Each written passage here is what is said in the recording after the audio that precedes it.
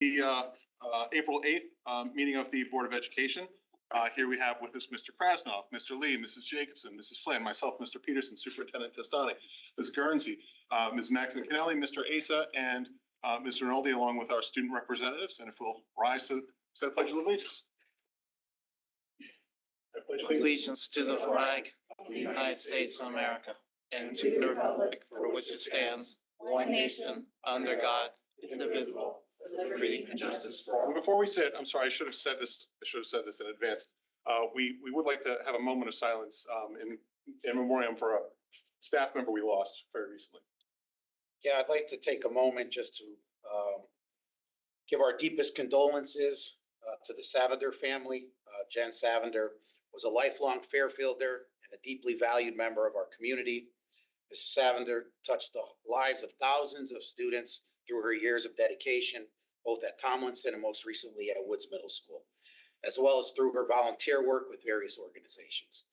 Beyond her role as an educator, she was a devoted mother to her children, source of love and strength for her family, and a cherished friend to so many. So with that, please keep her family in your thoughts and prayers as they try to get through this difficult time.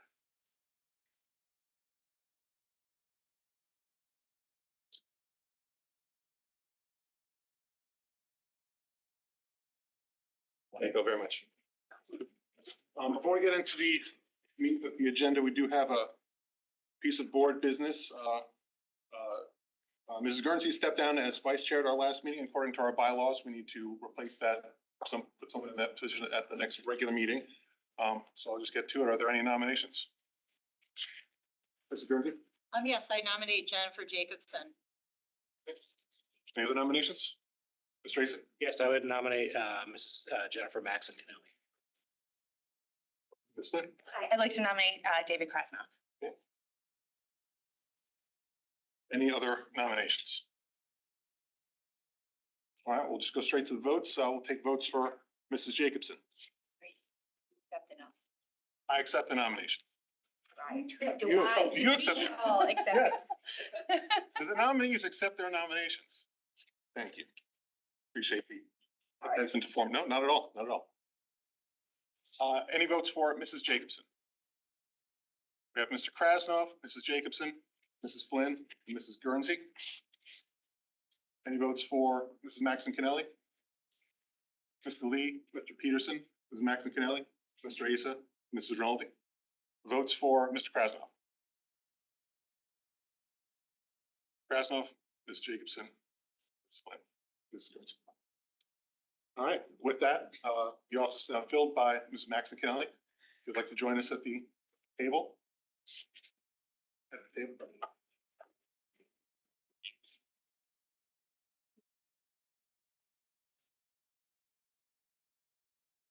Thank you, everybody. Do you want your coat?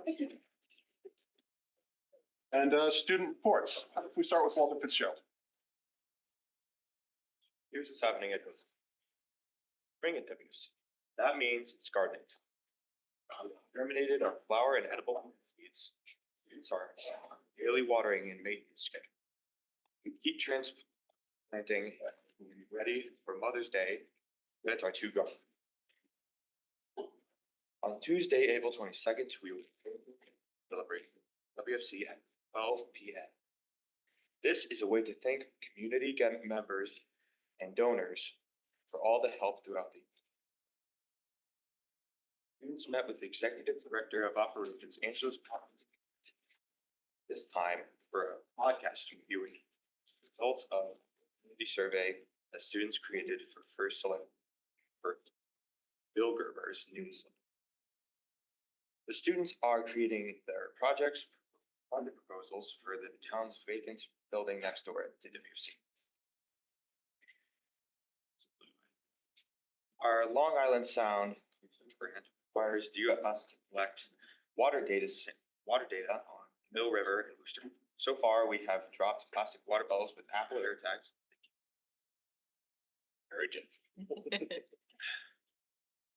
To simulate point pollution and track their journey to the Long Island Sound.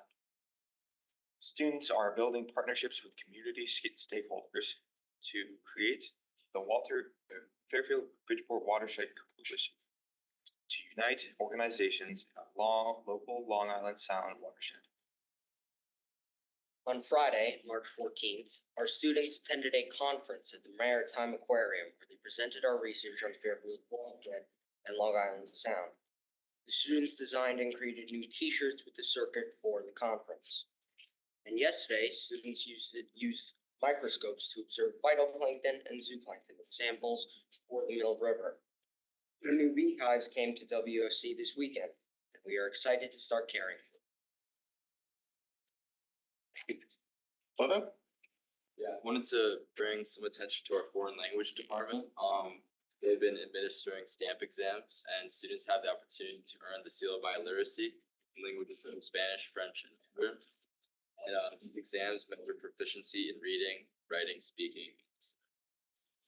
In addition, later this week, we'll be having our Battle of the Houses event, in which all of our different houses at our school compete against each other in a bunch of different events. We have things like decorating of the hallways, which is happening tomorrow during an extended homeroom period, where we just say it's like who can go most over the top with the different themes, like teamwork within our houses. And then we have a big pep rally style event and we compete in all sorts of other kinds of competitions. So our houses are Warner, Webster, and Wright, and Warner will be defending its title as of the past 2 years. And I myself am in Warner House, so I'm very excited. But that is happening this Thursday. We also wanted to shed some light on various clubs at Ludlow. The GSA will be running their Day of No Silence this Friday, where LGBTQ plus students and allies protest the harmful effects, harassment, and discrimination of people in schools. In addition, a bunch of our clubs have been fundraising recently by running bake sales in the lobby of our school. For example, the Latina Club and the Debate Club have been running after-school bake sales in our lobbies. In addition, the Jewish Culture Club is organizing Yom Hashan, which is a Holocaust remembrance presentation. Will be viewed by FLHS sophomores on Wednesday, many of which are taking the Modern Global Studies class. This Friday, there will be a field trip for students that are interested in early college experience courses related to business and nursing. It's happening through Sacred Heart University. And it's a really amazing opportunity for those that are interested in a career path in business or nursing, just to see like what that college experience is like and what those career fields are like. Also, the ASVAB, which stands for Armed Service Vocational Aptitude Battery, will be administered this week for kids who are interested in joining the military. It is a standardized test that determines individuals' aptitude for military service. And finally, our Performing Arts Club will be hosting a cabaret this Thursday after school. This is like an opportunity for any students that are interested in performing, whatever they may be interested in performing, like whatever type, dancing, singing, musical instruments. Like students will even put together a band with a few friends to go put on a performance. So it's like a casual opportunity for students interested in the performing arts to be recognized by our community and just have an opportunity to put together something that they love. That's all. Ward? Good afternoon. This Wednesday, April 9th, the PTA will be selling ward merchandise for our Spirit Wear sale during all lunch waves. We will also be running an activity period scheduled to give our clubs a chance to meet. This Friday, April 11th, the Voices for Equity Club will be hosting its annual Culture Day Fair. That will be in the small gym during all 3 lunch waves, just as the PTA will be selling their merchandise. Great way for students and current staff to celebrate and experience the diverse set of cultures at our school. Each culture is allowed 2 people to represent their culture. Students are encouraged to decorate their tables with items that educate others on their culture. This is a great way to start off spring break. When we finally return from spring break, I'm excited to participate in all of the the end of year activities that we have planned. To begin that, when we first return, we'll have Battle of the Houses on April 25th, which is a Friday. Junior prom is scheduled for Saturday, May 10th at the Trumbull Marriott. And finally, senior prom is scheduled for May 16th, which is also Friday, at the Fairfield Theater Company warehouse. Tickets for these events went on sale last week, and thank you and go Ward. Thank you very much. Any questions or comments from the board? Oh, Victor. I just want to welcome some of the new faces. I know some joined us last week and some are new today. It's a great job and you guys always do a great job. You're one of our favorite parts of the entire meeting. So keep up the good work and welcome. Well, thank you for your reports tonight. And feel free to stay. Feel free to go. Moving on, item 5, public comment. Anyone wants to deliver public comment on items on tonight's agenda?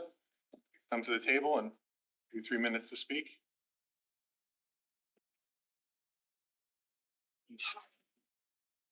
Public comment. It was a fake out.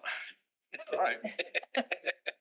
Moving on from that, item 6, presentations on on-demand electric use program. Mr. Pop George.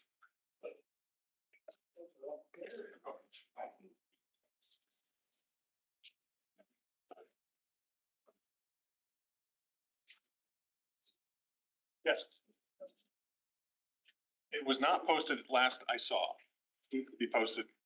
It was not part of the attachments as of this afternoon.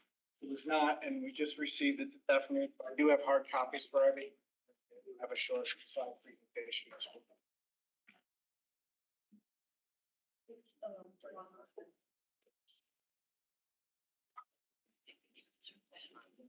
Oh, really? I'm gonna try it. I saw Chick-fil-A in my mouth, so I don't wanna.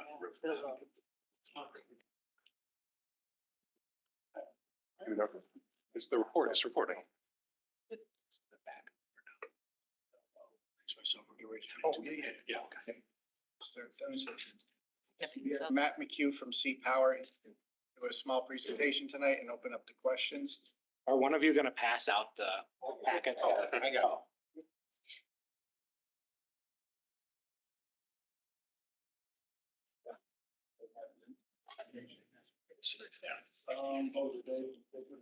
Yeah. Oh, excellent, good, thank you.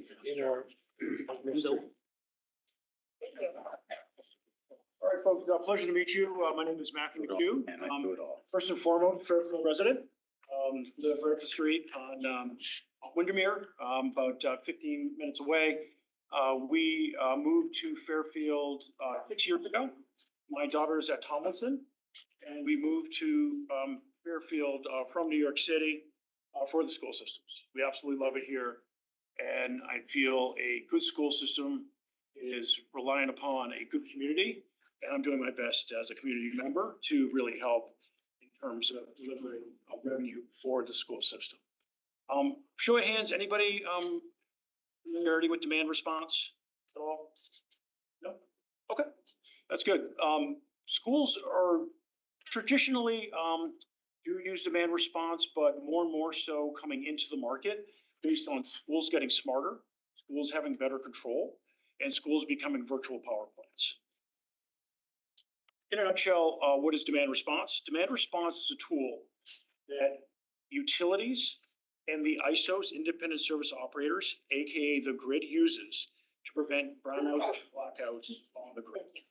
How they do that is they sign up our clients who are energy users, ratepayers, to stand by to receive emergency calls. In Connecticut, that typically happens once a year for about 2 hours. And by being on that reserve, you are paid an annual revenue for that demand response participation. No cost to this, you actually earn the revenue for being on standby to saying, yes, I'm going to be a partner to the grid and deliver energy back to the grid by way of curtailment of just lowering temperatures, fan speeds, pumps, and things of that nature. Something Sal is very familiar in doing, and delivering that back to the grid to balance the grid, and you are paid for that KW going back. This is a great way for school systems to help budget, to have an annual revenue stream kind of moving forward based on great work that people like Sal are doing to create these virtual power plants in schools with solar, becoming efficient, and things of that nature to deliver energy back to the grid. You are paid that revenue regardless if an event happens or not, just by being a partner to the grid and saying, yes, I'll enroll my KW to that grid. You'll be paid for that entire year. Who is C-Power? C-Power is the national leader in demand response. We have over 7.3 gigawatts of managed capacity in all the ISOs here. California, ERCOT, which is Texas, MISO, PJM, ISO New England, which we'll be talking about more, and ISO New York. My name is Matt McHugh. I introduced myself as a Fairfield resident, but I'm also the county executive for C-Power. I work primarily in New York ISO with Southern Connecticut as well. My colleague, Phil Chula, is on vacation this week. He actually does specialize in New England as well. So if we are fortunate to come on, both him and I will be your account executives for Fairfield School Systems to help manage your demand response services. Couple things here I'd like to point out, 95% customer retention rate. In working with schools and working with Class A properties, any asset that can deliver energy back to the grid. I'm really proud of this because once they really understand how to curtail that energy, they really start depending on that revenue coming in. They really feel and kind of move forward with being a nice to provide resiliency back, providing those browns or blackouts. And in doing so, we've been paying our clients over $1 billion since 2015. Another thing I'm very proud of as well, in the triple bottom line of people, planet, and profit, we talked about profit with the 1 billion. People and planet, when you're curtailing energy in a demand response event, you're curtailing during the highest peaking hours. You're also the most dirtiest hours as well, the most carbon intensive. Those peaker plants that are going up are very dirty brown energy. So as you're curtailing that energy, you're actually avoiding carbon during that time frame. And since 2023, we were able to avoid 286,000 metric tons of carbon just by demand response alone. So if we're fortunate to come on as a provider for Fairfield Public Schools, not only are we going to be able to drive revenue for you, but we'll also have sustainability reporting as well. For every event that happens, we'll show that carbon avoidance. Something nice to put into your sustainability risk. So who are some of our customers? At one point, demand response was really for your large Class A properties, in New York City, Boston, California, who had a nice multi-million-dollar BMS system to curtail energy. But that's a thing of the past now. Buildings are getting smarter, schools are getting smarter, homes are getting smarter. So anybody who can curtail energy can actually participate in demand response. As you can kind of see it here and go left to right. Large commercial, we have all the big box stores, all the big Class A's, our clients of C-Powers, big industrial as well, huge energy users that can really deliver that KW back to the grid and make a nice earning. But look at all the schools that are coming on as well. We have Boston Public Schools, Worcester Public Schools, Guilford, and Middletown, just to kind of name a few of who's actually participating now. And they've been with us for years, given that they kind of toe dip into it, really get our curtailment plan from us, how we're developing, working with men like Sal, women who also do demand response in terms of, developing the curtailment plans. What can we do within these assets to reduce energy, reduce that KW from the grid, whether it be temperature set points, fan speeds, pumps, mechanical things of that nature within the school we look at from an engineering perspective. We deliver that curtailment plan for you, we develop that, and we execute on that, and we develop the successful demand response relationship moving forward. Bringing it from, kind of global, nationally into, kind of ISO New England. These are the areas in which the ISO, the grid operators, are looking at the energy on a daily basis to assure that the grid is balanced and going to be having 99.9% uptime for those ratepayers in those areas. They can get very surgical. 1 through 19 here, obviously, we're going to talk about Eastern Connecticut is 18. And we'll talk about the programs and how you can comply with those programs and how you can earn that. These are the two programs that we consider for the Fairfield schools.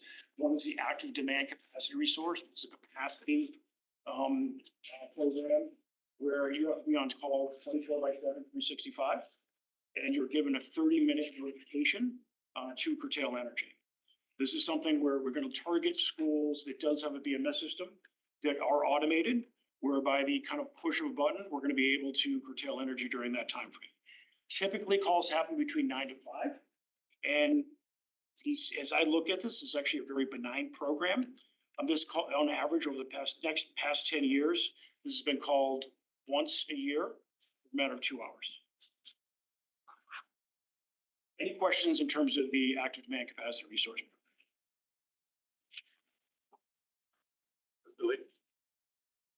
When you do these calls, I'm assuming that's during the day when the kids are in school? They can be, it's 24/7. So it depends on really just the emergency. Understood with kids being in school, typically when these calls do happen, it's when the kids peaking, so it's later on in the day. Over the past 10 years, we've seen these happen typically around the 3 to 7 o'clock timeframe. And there won't be any interference with anything going on in the school or any power surges, anything like that, that may interrupt any of the things that we're trying to accomplish. That is something we're gonna work with Cell on. Absolutely not. This does not work. These schools do not participate in this if there's something goes wrong. Obviously, when we look at this, we want to assure that when we're doing these curtailment plans, whether it be with the HVAC, whether it be with pumps, whether it be with the mechanicals, things of that nature, we want to make sure that during those timeframes, the kids are safe and we're abiding by ASHRAE level 33, which is temperature and comfort for the school itself. ASHRAE level 33 is keeping the temperature between 68 and 72. And our engineers will work with Sal in terms of pre-cooling and working with that BMS system to assure when those calls do happen, that KW will be reduced, but there will be no disruption in classroom or temperature, things of that nature. And to piggyback on that, since all our new systems now with the HVAC all connected with central office, there's nothing in central office that's doing this to maintain the right temperature and make sure all the. Well, we're maintaining what demand response is to help the grid overall. We don't want to brown out or black out. Right. And that's what we're doing. It's during the high peak time. All the air conditioning in the world's going on because it's 95 degrees out. We have, and that's peaked out, as Matt said, later in the afternoon, 3 o'clock, what have you. We have the opportunity to back off or widen our temperature range so that we're not running the equipment as hard and drawing from the grid while everybody else is demanding. It's like just turning out or lowering the lights or turning out a bank of light. Right. We're reducing our demand for electricity at a time when the community or the region is stressed out. So until all of the, but we have different systems right now, right? We're just recently putting all the systems together. So we'll be able to test in with all the different systems we have, and then eventually when every system's online, should be an easier transition is what I'm hearing or what I'm feeling. Yes. Ms. Jacobson. Okay, sir. Thank you. Sorry, we didn't get this until right now, so I have a ton of questions, but how does this interplay with UI? Like our actual electric power provider? Is there any interplay with that? That's actually a very, very good call. So this is not a Provider. a utility, and this is actually an ISO. So this is actually the grid operator itself, looking at all of New England to assure that New England is being balanced properly. So UI is not going to be making the call. This is actually the ISO New England that's going to be making the call for the emergency. What about with our solar panels? Do you have any interplay with that? Solar panels are great. I'm glad you actually brought that up. You guys are already kind of moving forward and doing what the grid wants to have happen anyways, lowering your peak demands. You're already being a great neighbor to all of Fairfield, a great neighbor to all of the, New England. And from that perspective, now we're just looking at the flexible load within the school that can be flexed at certain times of being more.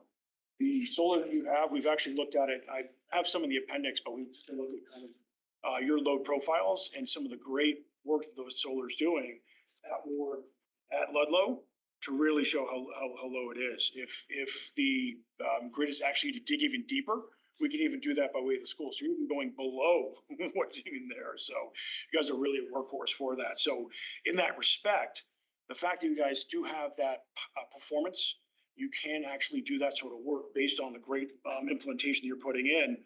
You're always kind of leaning into demand response anyway. So it's kind of something you're doing passively. And with 2 to 3 hours a year, you're able to actually earn that revenue for doing what you're doing on an annual basis.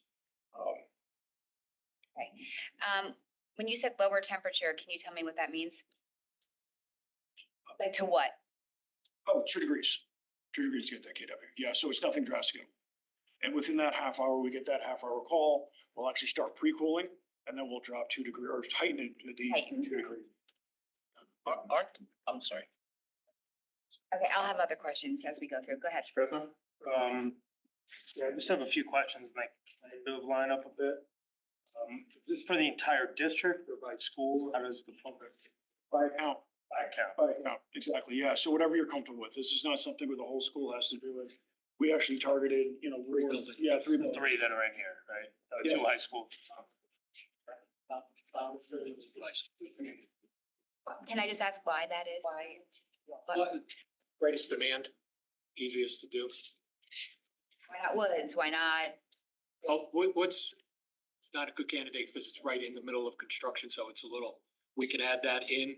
We're looking to add Roger Ludlow and Woods, Fairfield Woods in when they're ready. The BMS at Roger Ludlow is ready for prime time, building management system.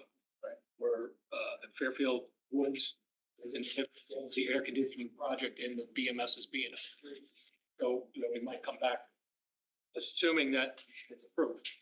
Later on, there would be an addenda to add on Fairfield Woods once the new fairly updated BMS is there. That makes responding to a call workable. And is there a standard of a reduction that we need to do?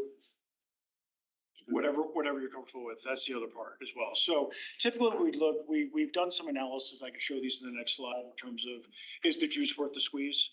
You know, in terms of the KW enrollment that we're putting in there and the revenue they will be earning on an annual basis to do so. And what goes into that balance, our engineers are gonna be working with Sal to kind of look through that. We look at the load profiles of the building, we look at the tools in which you can actually do that curtailment, and we look at, you know, also the operational time within the schools. During the summer, what the summer schedule is looking like, what are the winter schedules looking like? And at what certain point of the day can we do what sort of curtailment? So we really get into how precise that is. So if it happens, let's just say the call happens between 6 to 8, school may not be that busy at that point in time. We can actually get a little bit more KW out of it. Whereas if it happens in the morning, we're gonna lay it back a little bit. Other great things about these programs, there are no penalties or fines or anything associated with them. It is purely pay for performance. So by kind of moving forward with it, you can kind of toe dip into it, go low and grow is how we like to, you know, onboard, you know, our clients, you know, to participate in demand response. Whole school system needs to go in. We could try with one building, the building you think is probably the best fit for it. Get some muscle memory. That was success. Great. Let's move forward. Let's go into the next couple of years. We didn't like it, Matt. You don't have to enroll for next year. You know, this is completely up to you. Feels like we're gonna have a lot of questions, but Mrs. Flynn, you had your, you do you and then let them go for it. Yeah, I know that this gets touched on a little bit later in the presentation, but this is a really simple question and apologies. What kind of event would cause the kind of response needed to then like tap into this reserve? What is an event? Very good. So one of the last large event was actually in 2023. It was right around Christmas time, matter of fact. And you think, well, Christmas time, that doesn't really make much sense. People aren't using air conditioning. But what happened was that generation that was actually providing the electricity started to freeze. We really had a cold snap, so we weren't getting enough energy, right? So people started to curtail energy in the winter just to balance the grid again. So we actually prevented brownouts and blackouts over Christmas. So it's not like it's not what we would think of as typical when we would lose our power as a resident, like a hurricane or it's directly related to just the grid and its resiliency to how things are moving back and forth. Well said, exactly. Just for my own clarification, event, I'm thinking hurricane until I kind of looked and was like, oh, this isn't about hurricanes, this is about the grid. You go to natural disaster right away. Yeah. In that respect, I think another good example of that was Winter Storm Uri out in Texas, ERCOT. Oh, yep. About same situation where the generation there, based on code, they didn't actually have to be weatherproofed. And cold snap happened. Exactly. And ERCOT was 15 minutes away from total system failure. So, yeah. Thank you for the clarification. I just did the word event. I thought for myself, I was a little confused, so it might be helpful to clarify. Thank you. And you'll actually see here too, using ERCOT as an example is probably a very poor one. It's a good example in terms of just demand response, but a poor one in terms of grid sensitivity. What's nice about ISO New England is that the ADCR program here is very benign. There are years where there's no events whatsoever. So all you're responsible for is a test during the summer and a test during the winter for 1 hour. That's it. We're able to schedule that test throughout the week. You just give us that week, what you'd like it to be. And that week we'll say, okay, this is gonna be the test week, and you'll be called a half hour beforehand, one of those days to go into your test. Thank you. To that point. Yeah. Is it apples to apples, or does it not matter what usage is during that week? So hypothetically, it's a vacation week, we use that as the. And like the nighttime, it may be more practices and not the full school being in use, so do we have to curtail that specific room that they're gonna be practicing in? There's an art, very good question. So there's an art and science to this. We don't want to game the system in a way, right? And the grid knows that as well. And I know you don't want to do that either, right? But we also want to do it where we can actually show what the performance can be, but what the performance can be during kind of an actual school day-ish, right? So I would probably do it maybe on like the shoulder weekends or some, or weeks of when people are getting out of break or coming back into it or something of that nature. We can actually have that conversation, will it be good? And we could actually have it there. Where it's not apples to apples is, we're looking at 5 days past and having those averages of your baseline, or where that's going to be. So we want to actually have an actual baseline of that building usage on a typical day to show that reduction.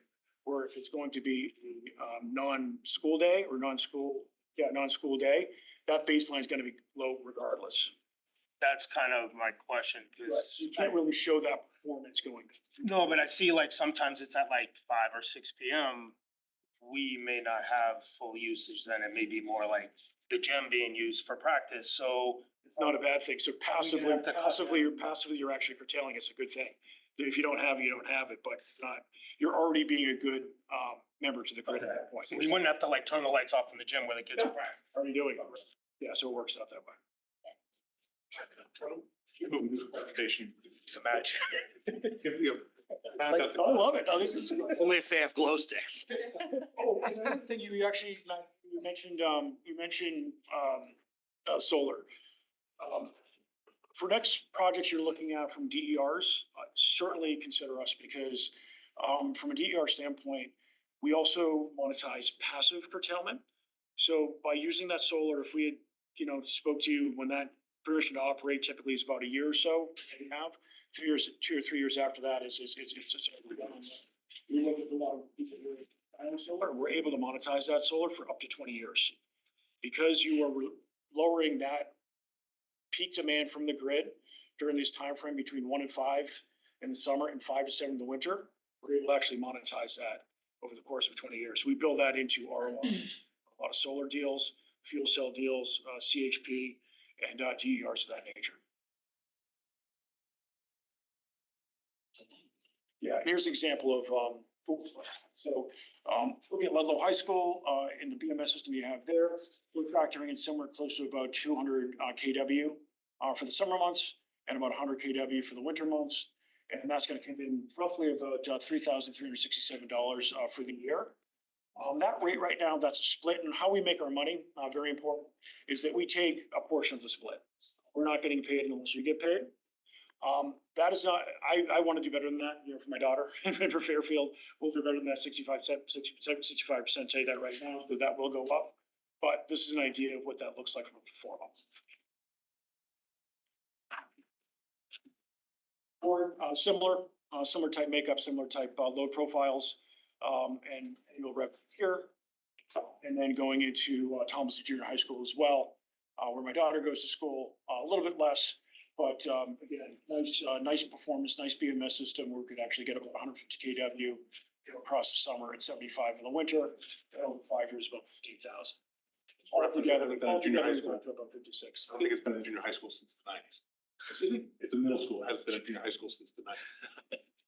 It's a middle school, not a. Oh, middle school. I graduated junior high school in the 90s, so I'm sorry about that.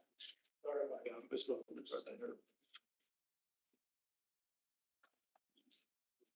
And then actually, here's another pro forma of 20 years of what revenue would look like for fuel cell worth of CHP. Ms. Racing. On this rate sheet here, we're just assuming that we're not adding schools, so this is just based on the three that you're proposing. Oh, so for these 5 years and that. No, in this sheet here, you got Oh, this 20 one? years, right?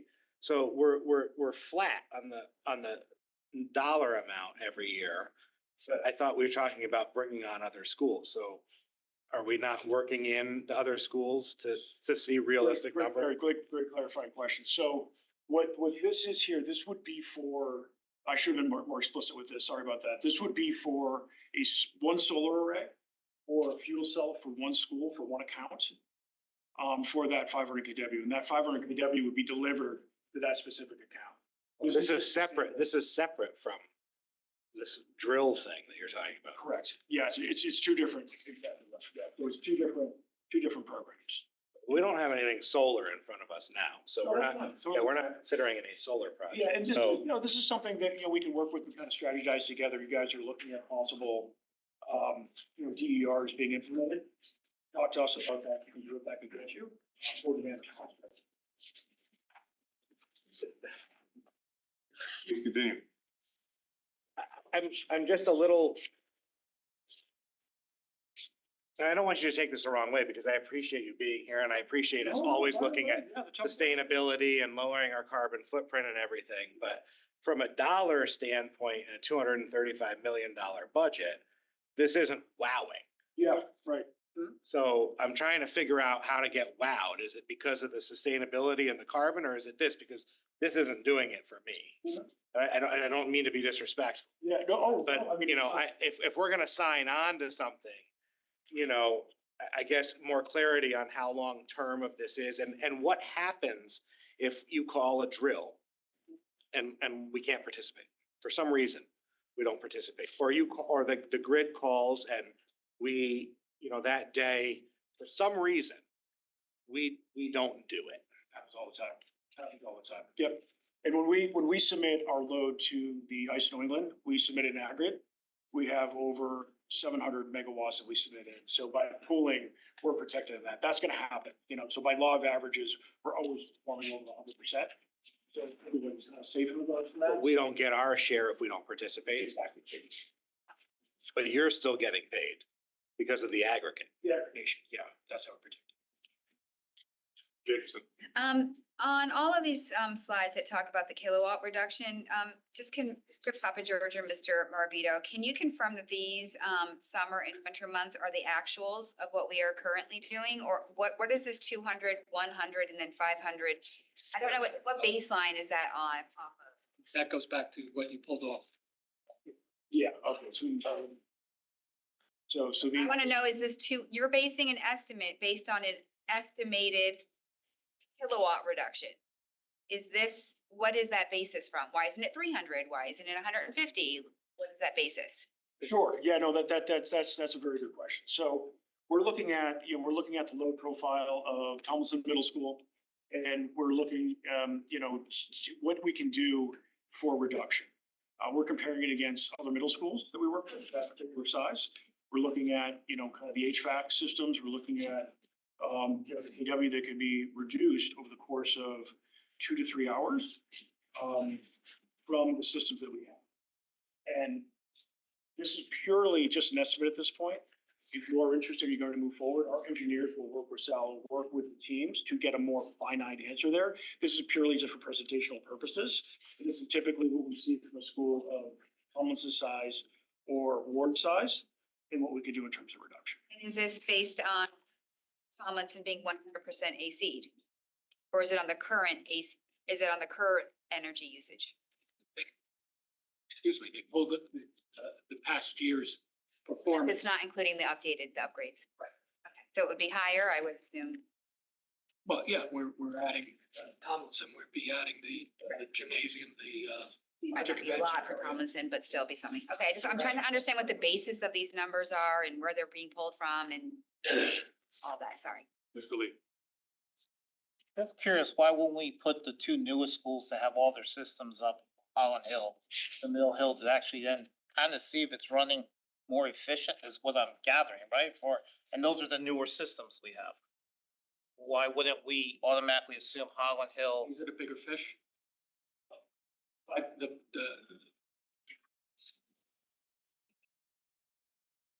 6 biggest users of electricity of town facilities are the 2 high schools, 3 middle schools, and the sewage treatment plant. So, yeah, we got control of the big energy users, and those were the first, that was the first place to look. Because it's a bigger target to work with.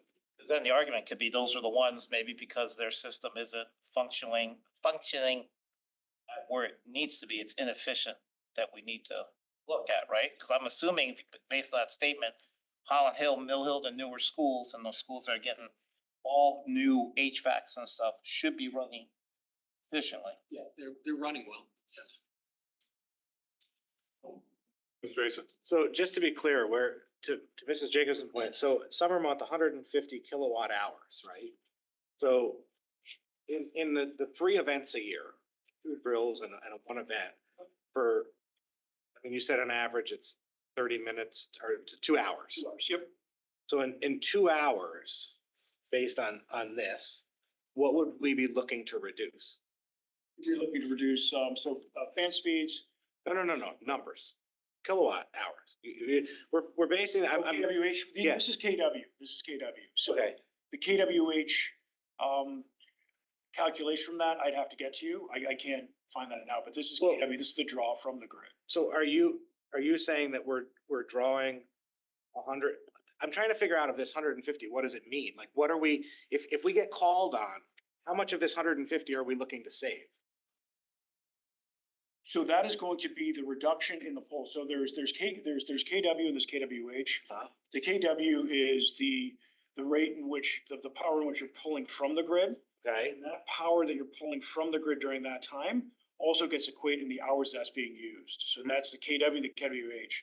So the KW you're gonna give you back, you're actually lowering the fan speeds, lowering, kind of the mechanicals. Therefore, you're not drawing from the grid as hard, and you're pushing that KW back to the grid to be balanced. So people who need that energy can actually pull it from. I understood that, but I'm trying to figure out how much of a number, of a percentage of our kilowatt usage are we looking to reduce? So that would be, good point. So from the baseline that we're actually developing, that 150 comes from that baseline.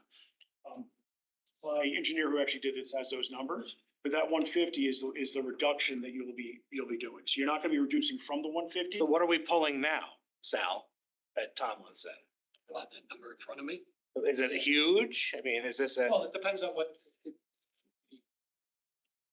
The overall demand that we pay UI on is based on the most intense 15-minute period, rolling period during the month. So month to month, it's typically in September is when we have our highest demand. And I get all that. What I'm trying to get at is what percentage reduction in use are they looking for? Right, we're looking between roughly about 10%.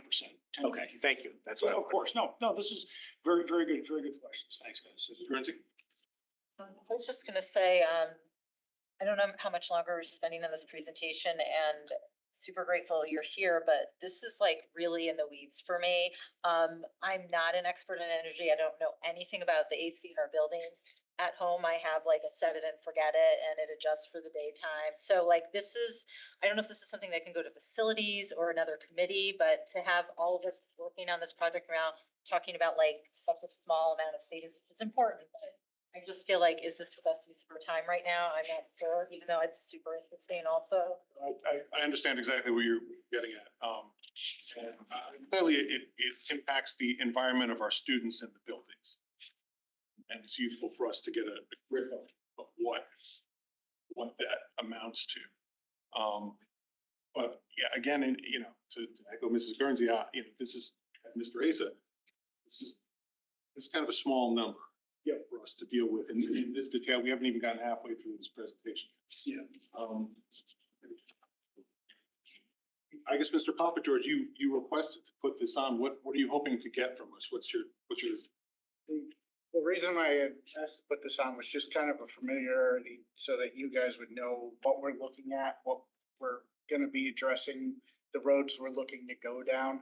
I know there was some concern about the synergistics and not being brought to the board or spoken about. So I just wanted to make sure we're being clear, everyone knows what's what we're looking at, what we're investigating, which ways we might be going. We're not looking for a vote at this time. We're not looking, it was just more of a, here's what we're doing. Sal is our energy manager now, so it gives, what is he doing, has been asked, so that's why we had asked to put this on. I understand, again, to Mrs. Guernsey's point, I mean, we did not get this presentation in advance. We're trying to kind of figure it out on the fly. I'm a little perplexed also about how best to proceed here. Sure. Are there any other high points that you want to hit with this, or? No, I agree. No, maybe, I think, on that note, I guess great introductory. I think we'll probably stop there at this point. The fact that you guys are going into and really developing great rules with performance, you do have money on the table. Right now, it sounds like that money is not worth it from that perspective, and I completely understand. I don't want to say any money is not worth it. Yeah. I would say, I would never say that. No, but Sorry, I just think bring up the synergists. We just spent, $500,000 telling us that that was the contract that was gonna save us all this energy money.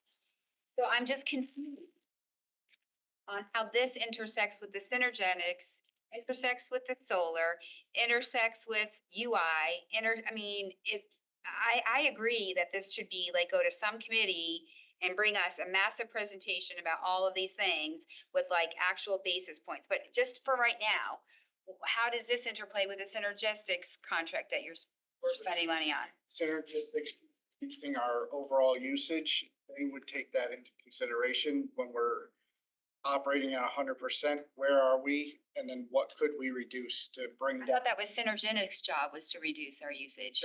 They're reducing us to the average use for the buildings for the day by setting set points, by doing this. This would be on an emergency call basis.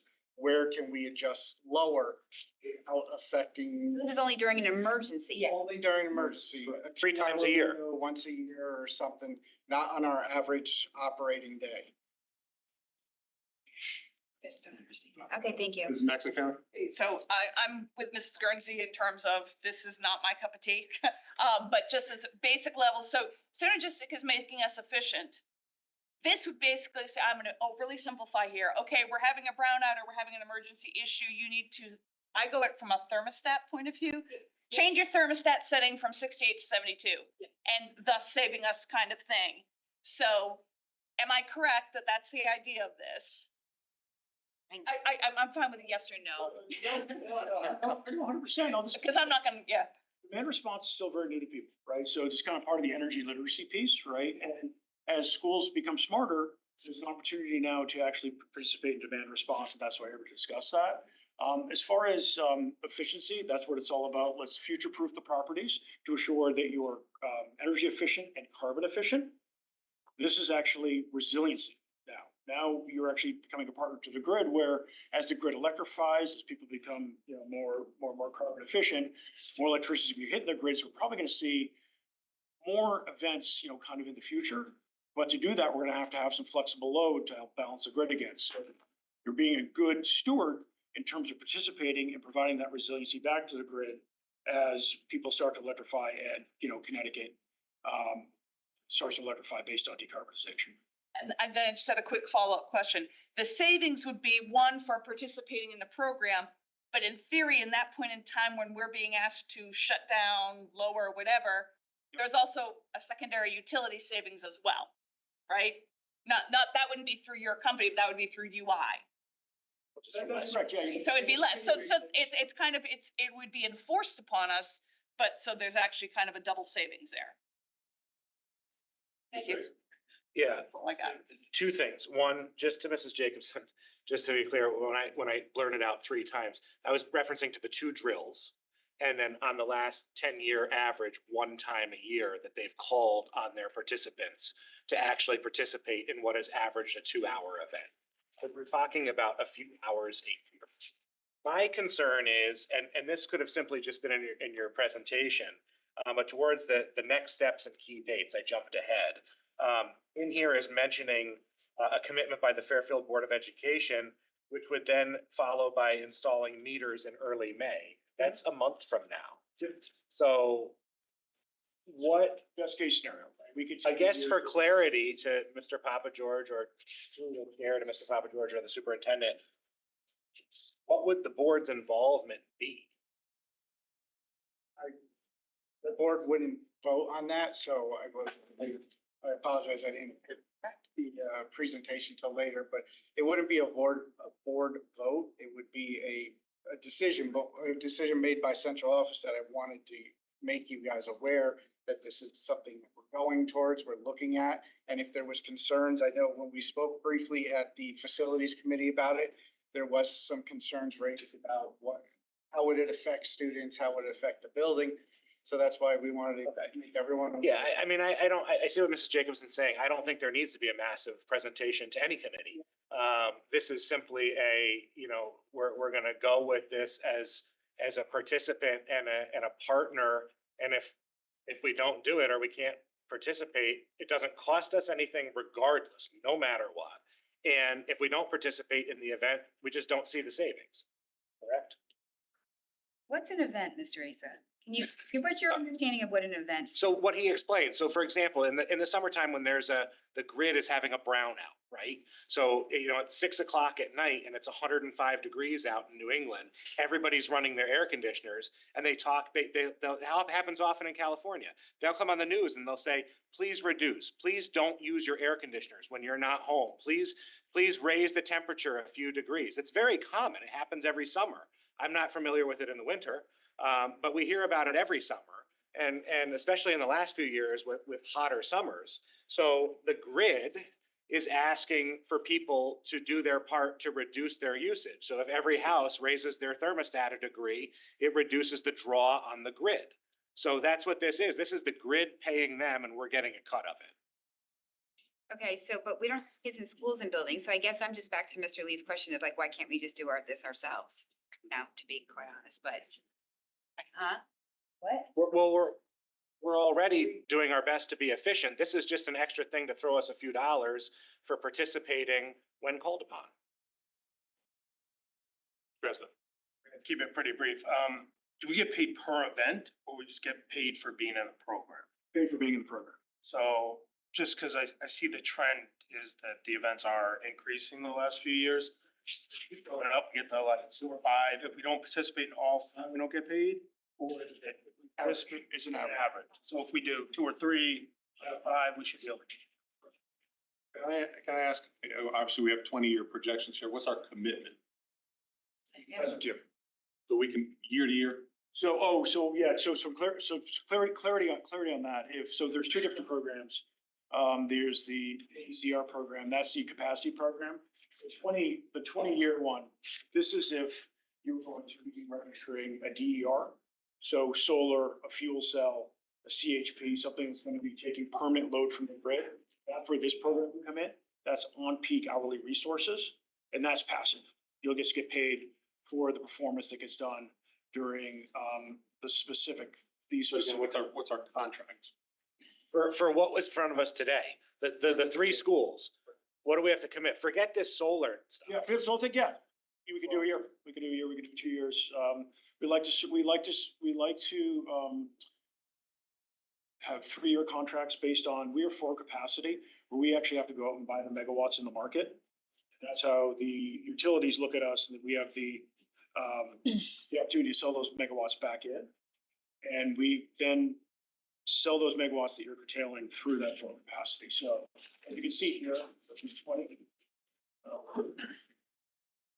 We have a specific product, 264 and 358. Those are 3 years out. Those are the ones we purchased already.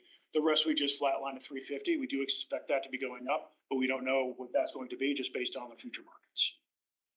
That being said though, if you sign a 2 or 3 year contract, say after year 1, this doesn't work out, Matt, you don't want to enroll for the next year, you don't do that.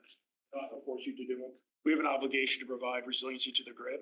And if we have a partner that we're working with who doesn't want or can't do it, we're just not going to enroll you. So learning from the synergistics contract, the baseline obviously becomes important. So in my opinion, there was a mistake made there. So you're saying this isn't a voting voting item for the board, but this is dollars.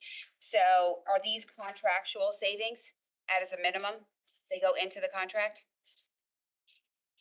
What goes into the contract will be the pricing that you actually see up here in terms of what we will see, what you'll get for the first 3 years. And then language within that contract will say you'll earn, in future years what that revenue price is going to be. So I'm looking at slide 10. Associated with that. You got four, like you said, you wanted three years minimum. So what I'm saying to you is the contract will be at least 22, it will be at least 32 something thousand dollars minimum revenue to the board in a contract. We could say expectations and estimates to that. You have to perform on that. Right. So if you perform at 100%, you will get that. And of course, there's the argument. But if you don't perform at 50%, you'll make half of that. So we can't confirm that you'll make that amount of money. That's just based on the performance that's there. I wonder if I can kind of put a cap on this at this point, because I do think that we are in deep in the rabbit hole. But I mean, I think it's useful. Look, I'm happy we're coming up with revenue ideas. Other town bodies are going to look at that favorably. I think it's good that all of us know that this is a thing that could impact student experience in the building, even on a minor basis, and it is a revenue generator in some ways. I almost think that we should follow up with this now that we've introduced this concept to the board. Follow up, and Jen Jacobson and I maybe can fight over whether it's going to be in facilities or finance. But having We have it. We can settle that right now. Second that. Go ahead. I think it's something we should talk about with the town though, as well possibly, because I don't know. I think we can coordinate kind of from the committee angle on it. But now that everyone knows and has seen the presentation, and I'll bring it to finance, can send questions to me. Maybe we'll have Angelus, maybe Sal come, and we'll follow up kind of as we've digested this a little bit more. I think would be a better use of our time. I guess if everyone all right with that? Yes. Does anyone have any kind of final questions? Mr. Lee. I want to see it, if we're gonna do 3 schools and talk about efficiencies and stuff, I think all the schools need to be on this list. Well, they don't all have BMS. Yeah. It's based on BMS. I agree with you. I don't understand why the other 2 schools that are renovated recently on BMS, I understand going for big fish, but why not include Holland Hill and Mill Hill? Oh, we'll absolutely do it. We'll absolutely take a look at that. Yeah. We just wanted to kind of keep it short. Didn't execute on that, sorry. I mean, But at least kind of talk to the big fish, to talk about the entire schools. So, I hear what you're saying, but there is something to be said for start small and see how. Yeah, might as well see what the opportunity is. Moolah. Papa Joseph, does that sound okay to you? Yeah. And if we have questions, we'll be able to talk to them through you. I'm going to rework the presentation as well, as I got today, really kind of answer those and really drive that home. But I'm looking forward to the continued conversation. Thank you so much. Mr. Papa Joseph, I'll mention this to Sally too. This should be online as a closure with our agenda. Yes, make it. I understand, but now that we've seen it. Yeah. Thank you very much. Thanks all. Thank you, everybody. Very much. Thank you. Thank you. Don't take offense to anything said, please. Yeah, thank you very. Only absorb so much. Why would I be offended? This is good. Looking forward for round 2. Proud. Take care, guys. Thank you. Attitude. Thank you, guys. Move on to item 7, the consent calendar approval of DOE meeting minutes. We have the February 11th, February 25th, and March. Can I have a motion? Mrs. Jacobson, seconded by Mr. Asa. Comments or questions? When am I supposed to say something now, or are you gonna do it? Do you Go ahead. want to talk about, I'm happy to talk about it. We did discover, a little bit of, there was one, spelling error that will be corrected. We also discovered, I wouldn't even call it a change in practice. It was just years and years and years ago. The last one that I can find is, the March 5th, 2020 town hall meeting was the last, minutes that included, summary of the statements of commenters from the public. Ms. Maxon Kennelly had some questions for me. I did some research. I looked back at a lot of town halls that I participated in and other members of the public, but it was a practice change at some point. We think it was somewhere in the 2020 range. But always happy to entertain different ways to do the minutes, but this is the same practice of our town hall that has been going on for about 5 years. So if you see on the agenda, I think it's the March, the 225, excuse me. It is a minutes before you because there were 2 voting action items at that meeting. So we handled 2 action items, and then the next motion was to move into the town hall. So you see it before you tonight, but in the future, when we do have town hall meetings, those do not come before us. So just to be aware of, Ms. Maxon Kennelly picked up on it. I was happy to do a little research and read a lot of minutes going all the way back. So I would also say from a Robert's Rules standpoint. 100%. I looked up the quote, in an ordinary society, the minute should contain mainly a record of what was done at the meeting, not what was said by the members. So I think that's consistent with the way we've done it in the past, but obviously we did have voting items, important voting items at that meeting, so it's appropriate for us to have. And I'll add to you, at some point, our bylaws were amended to explicitly state that the secretary includes in bold print the recording of our meeting. So at some point, someone thought to make sure that our video is recorded, which I would say, I said this to Ms. Maxon Kennelly, I read all the minutes of the town hall and then watched the town hall. And while they were reflective, I always tend to think that the tape is the most reflective of everyone's nuance. And while it's hard to edit for the 9 of you, I would really appreciate not having to edit for the entire public. What they're saying about our work. Is everyone comfortable? Is everyone comfortable with moving forward? No idea what we're talking about. So comfortable, I think. Okay, I was just gonna say, this practice was put in place before my tenure as secretary. It was recommended that I continue it because of the reasons that you described. And I think that, given the access that our public has to the videotape, I think that's the best way to go, really. I mean, because you're getting such an accurate representation of those comments, so. But I do think it's important to say that for all of us, I think as we're moving through, the world changes. Obviously, reading the March 5th, 2020 meetings was interesting. Looking back, so I never think it's a bad idea to look at our practices. So if there's ever any issues, I'm always happy to hear them. So I was happy to research Ms. Maxon Kennelly's questions. No, again, the thing that I'm most concerned about is the votes at that meeting as a board, and that is all. Town halls. Yeah, there aren't. Oh. All of our action items are always accurately reported in our minutes. Thank you. It's a detail, but it's an important one, so. If everyone is okay with that, I'll. Yeah, take a vote. All in favor? The vote is unanimous. Thank you. all. All right, moving on, old business, approval of policy 3240 tuition with the recommended motion that the Board of Education approve policy 3240 tuition fee. Ms. Maxon Kennelly, seconded by Mr. Lee. I won't keep repeating this on each of the policies, but I did not receive questions on the vast majority of them, so I'll just keep making motions and then leave it if there are questions here at the table. Any questions here at the table? Seeing none, all in favor? Out to the public? Comment?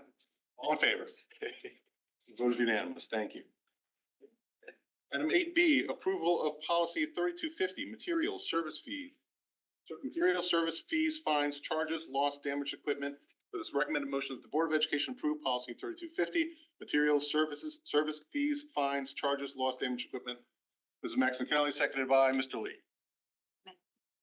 Jacobson. I had mentioned at the first read a couple of small edits, so I guess I'll raise those now. I'll make a motion to amend the policy to remove the parentheses mark after the word made. Yeah, I mean, I had meant, sorry, it's 2 simple things. Yeah. You're just removing the quotation marks, after the word made. I brought this up last time. No, I missed out, forgot that one, sorry. Okay, no worries. Okay, and then in the last paragraph, or the last word starts with the superintendent shall annually review fees established for all, and we were to insert athletic equipment. Because remember, it can. Yeah, I didn't have that written down, sorry. Okay, because so up on top, Jen, if you remembered at the top in the first paragraph that we don't charge anything for all instructional equipment, but then there was a conflict in that next paragraph because the superintendent is reviewing fees for all equipment. So, and we clarified that that was meant for athletic equipment. So that's it. We're just getting rid of those quotation marks and inserting the word athletic in front of the word equipment. Here, down here. So second, Mr. Asa, any questions or comments? Out to the public, back to the board, all in favor? Of the Of amendment. the amendment, yes. I know, thank you. Thank you, guys. Are there any other questions or comments or? I got it. Seeing none, out to the public on the main motion as amended. Back to the board, all in favor? I know, we gotta do everything right, that's all right. We gotta do it all right. Item 8C. James was gonna come running up for a comment. All right. Approval of policy 4133, 4233, authorized transportation for personnel with recommended motion that the Board of Education approve. Policy 4133, 4233, authorized transportation for personnel. Ms. Maxon Kennelly, seconded by Mr. Lee. Questions or comments? Comments from the public? Back to the board, all in favor? With an I know. Rock and roll. 8D, approval to delete policy 6165, material fees, with recommended motion, the Board of Education approved to delete policy 6165, material fees. Maxon Kennelly. Here we go. Seconded by Mrs. Rinaldi. Questions or comments? Out to the public, such as it is. Back to the board, all in favor? Thank you, Greg. Okay. Moving on to item 9A, first reading of policy 2137, athletic directors. Hold on. So this is all part of, we're still working through that 2004 policy audit. And so, I don't think this one's overly controversial, but you can see the change that was made. Can I note that the title of the policy is different than what we have on the agenda? I don't make the agenda.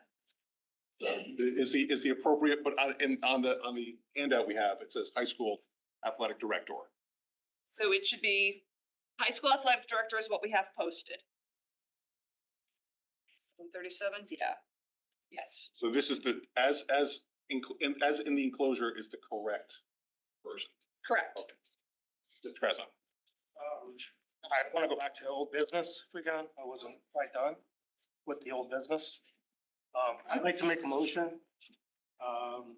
Make a motion and move to add the approval of grades 3 through 8 gifted curriculum to tonight's agenda as presented to the Board of Education on December 10th, 2024 through January 7th, 2025, as recommended for approval by Superintendent Testani. Katie, Mrs. Flynn, I've written it down so you could add it. I'm going to rule it out of order for now, since we have an item currently on the table. I'll entertain it after we take a vote or after we hear this item. So we'll. Hold it. Okay. So on the policy, high school athletic director. So to your point, Mr. Peterson, do you think it should become directors then, or with in parentheses as the title of the policy? We have more than one, or does that, you think that matters, Mrs. Maxon Kennelly? We did not discuss that in policy. And as I look at the phrasing in under functions, it's just a single job description, which not that couldn't apply to multiple people. So I hear your point. And in theory, there could come a point in the future where we reorganize, had one athletic director for 2 with staffing. So, but I do hear your point, but we didn't discuss that. Okay, then my second question is in the first sentence, certified administrative personnel, as this pertains to high school athletic director, I assume didn't feel the need to insert the specific personnel there as it pertains to just this position then, is that correct? Okay. That's it. I was just gonna clarify, in the title of high school athletic director, did speak about, is it specific to high school, and that it is specific to high school, so, the general term wasn't necessary. Right. Okay. Thank you. All right, with that put to bed, I'll address your motion. I think that this would actually be an agenda change put something on the agenda, so it would require a 2/3 vote for something that was not otherwise posted. Motion. Well, he has to make the motion now. I ruled it out of order. Oh, I'm sorry, I'm No, just I- doing procedure. No, I know, and I'm willing to do that. So if you want to make the motion, to put it on the agenda, we can start with that. Okay. So you're making a motion to put on the agenda? I'm making a motion to put on. Second? Mrs. Guernsey? So I made this motion tonight, because I have asked multiple times to get it on the agenda now. I feel we're running out of time to be able to implement this for next year. The budget was in the way of this a little bit, but now I think we've cleared that hurdle. And I think it's time for us to at least have the full conversation about it, as a board. I'll just say, the vote that we took in January, there was a majority that wanted clarity on the budget. I guess I'll put it to the superintendent, like, we could still be theoretically reduced. Do you think that we have enough clarity on whether to move forward with this as an approval? Or do you think that this is something that maybe we still need to have budget discussions about? Well, as long as the RTM doesn't reduce us any more than where we're at right now, finance, I think we're in a good spot to, move forward with an approval of the curriculum as it was presented. Can I follow up on that? Oh, yes. So, I think the motion was just to approve the curriculum, right?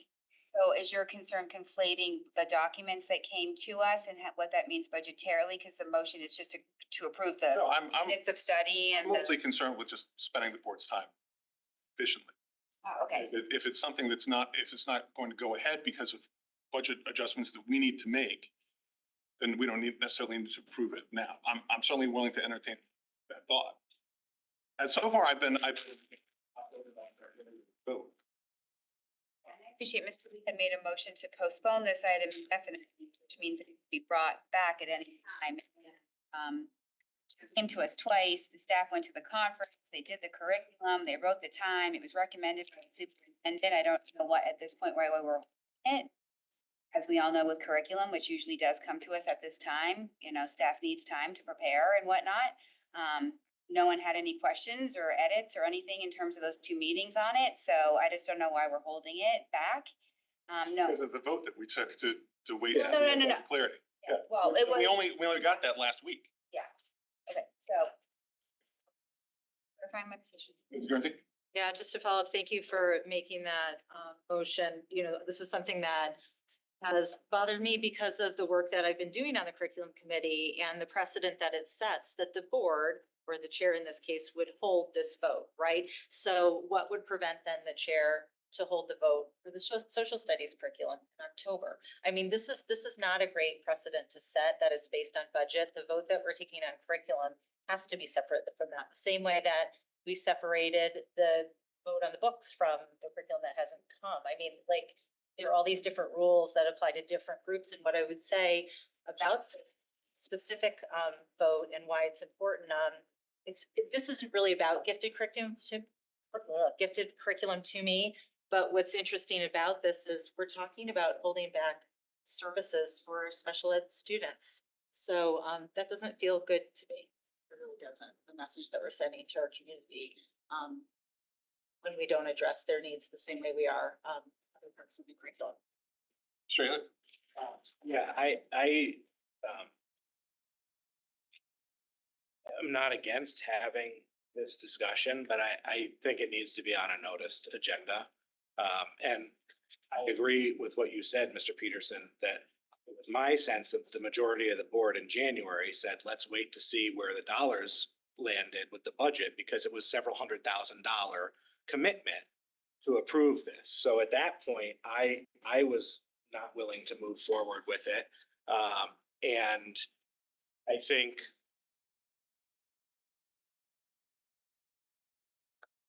to cast doubts or try and come up with an idea that there's some kind of malfeasance going on, I just don't see it.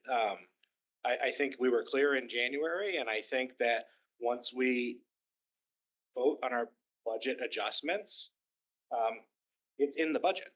So if we, I guess I don't understand the problem with waiting another month, because it seemed like it wasn't gonna cause catastrophic damage. The program was gonna continue to operate as is regardless.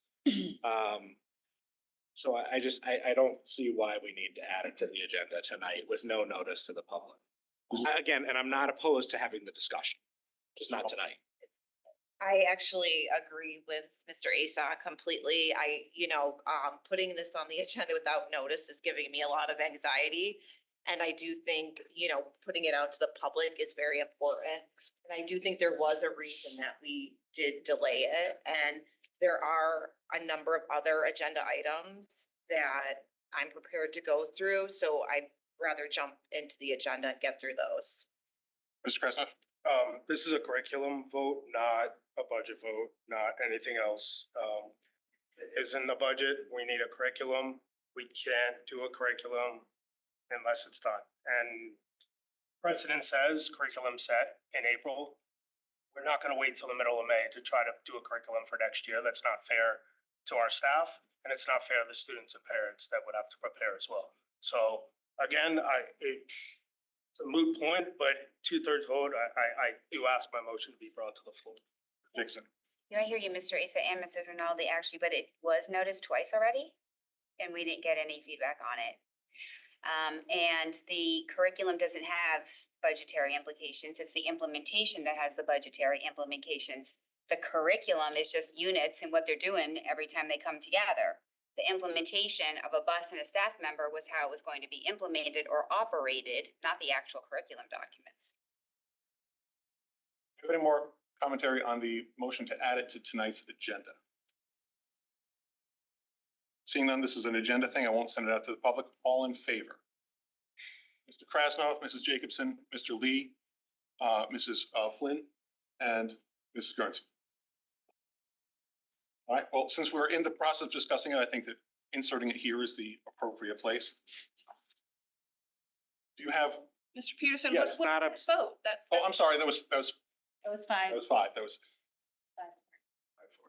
Any opposed? Or opposed? Mrs. Rinaldi, Mr. Asa, Mrs. Maxine-Canelli, Mr. Peterson. Apologies for the confusion. Thank you for bringing it up. All right. I will say, I hear what you're saying, and we'll bring this up at our leadership meeting and see if it can be added to the 22nd agenda. Mr. Asa. I just want to say that it seems like the majority, I know that wasn't enough for a vote for tonight, but it does seem that the majority of the board wants it on the next agenda, and I would support that. Yeah. Sure. All right, so let's get back on the agenda track, that published agenda track 9B, first reading of policy 2140, superintendent for school. So once again, this was a 2004 needed update. And so we had put it in Mr. Tasani's hands just to, get some ideas. And apparently there's definitely no standard for this, isn't even found in every district. But this was the language that we landed on, and happy to take any questions. Any questions from the people? I don't have a question, but do I have a comment? The only thing when I went through this, Mrs. Maxine, that I noted was under the last paragraph, where it was the senior shall inform the board of, and then you have those different bullet points and the rising out of personnel. The only thing I got to my head was the policy that we had just approved on the quarterly reports on the informing of the condition that would materially affect the budget. And since you're striking out the financial statement, I just thought it would be a good idea to include what was already consistent in the other policy that we already passed, to just add that one bullet point. So that was just my initial thoughts. So quick thought to that, in the language right up above, where it talks about monthly written reports, and those reports are noted in the final bullet point, you don't think that's specific enough? Well, because that, Mrs. Maxine-Canelli, is the monthly written report, and we just struck that from the previous policy and got struck out on a monthly basis. Remember last Yes. meeting? So just my thought was to insert that one sentence from 3240, so just giving you, I mean, up to the board, but since we had just passed that and taken care of that, I thought that that would be a nice fit for that area. Since we were crossing out the financial piece, because obviously we get that every month, so that was one thought. Okay. I just asked, so you're recommending in the bullets where personnel is, evaluations is crossed out. Or wherever And it you has a, want to put it, you know, I just put, it doesn't matter to me what bullet, where it lands, you know what I'm saying? Probably before other matters, right? Because that's a summary statement, but, anywhere in there, Mr. East. Know what sentence I'm referring to? yeah, Okay. I'm just trying to figure out procedure if. What, normally this is- sometimes we can do, policy, once we voted out a policy committee, two things can, well, obviously they can just be voted down. But in the nature of something like this, it can be amended at the table, as we just did on a previous policy. Sometimes if what the policy committee hears, we can go, especially if it's more material, but this would be an easy fix if we decided to do it. In our next policy meeting, I put it back on the agenda, we make the change, we bring it back up to the board, and if it's a significant change, we recommend a second first read. If it's of a more minor nature, I just highlight the fact, please note that this has been edited, but we just do the work in policy so that the language before the full board has all of it. Can I just ask Mrs. Jacobson, do you have a preference to whether we amend it at the table the next time or bring it back on the policy agenda? Do you care? I don't think, I mean, it's up to you guys. I'm happy to just bring forth the amendment. Okay, thank you. Be a simple copy paste for that's. I defer to the chair. Thank you. Any other thoughts?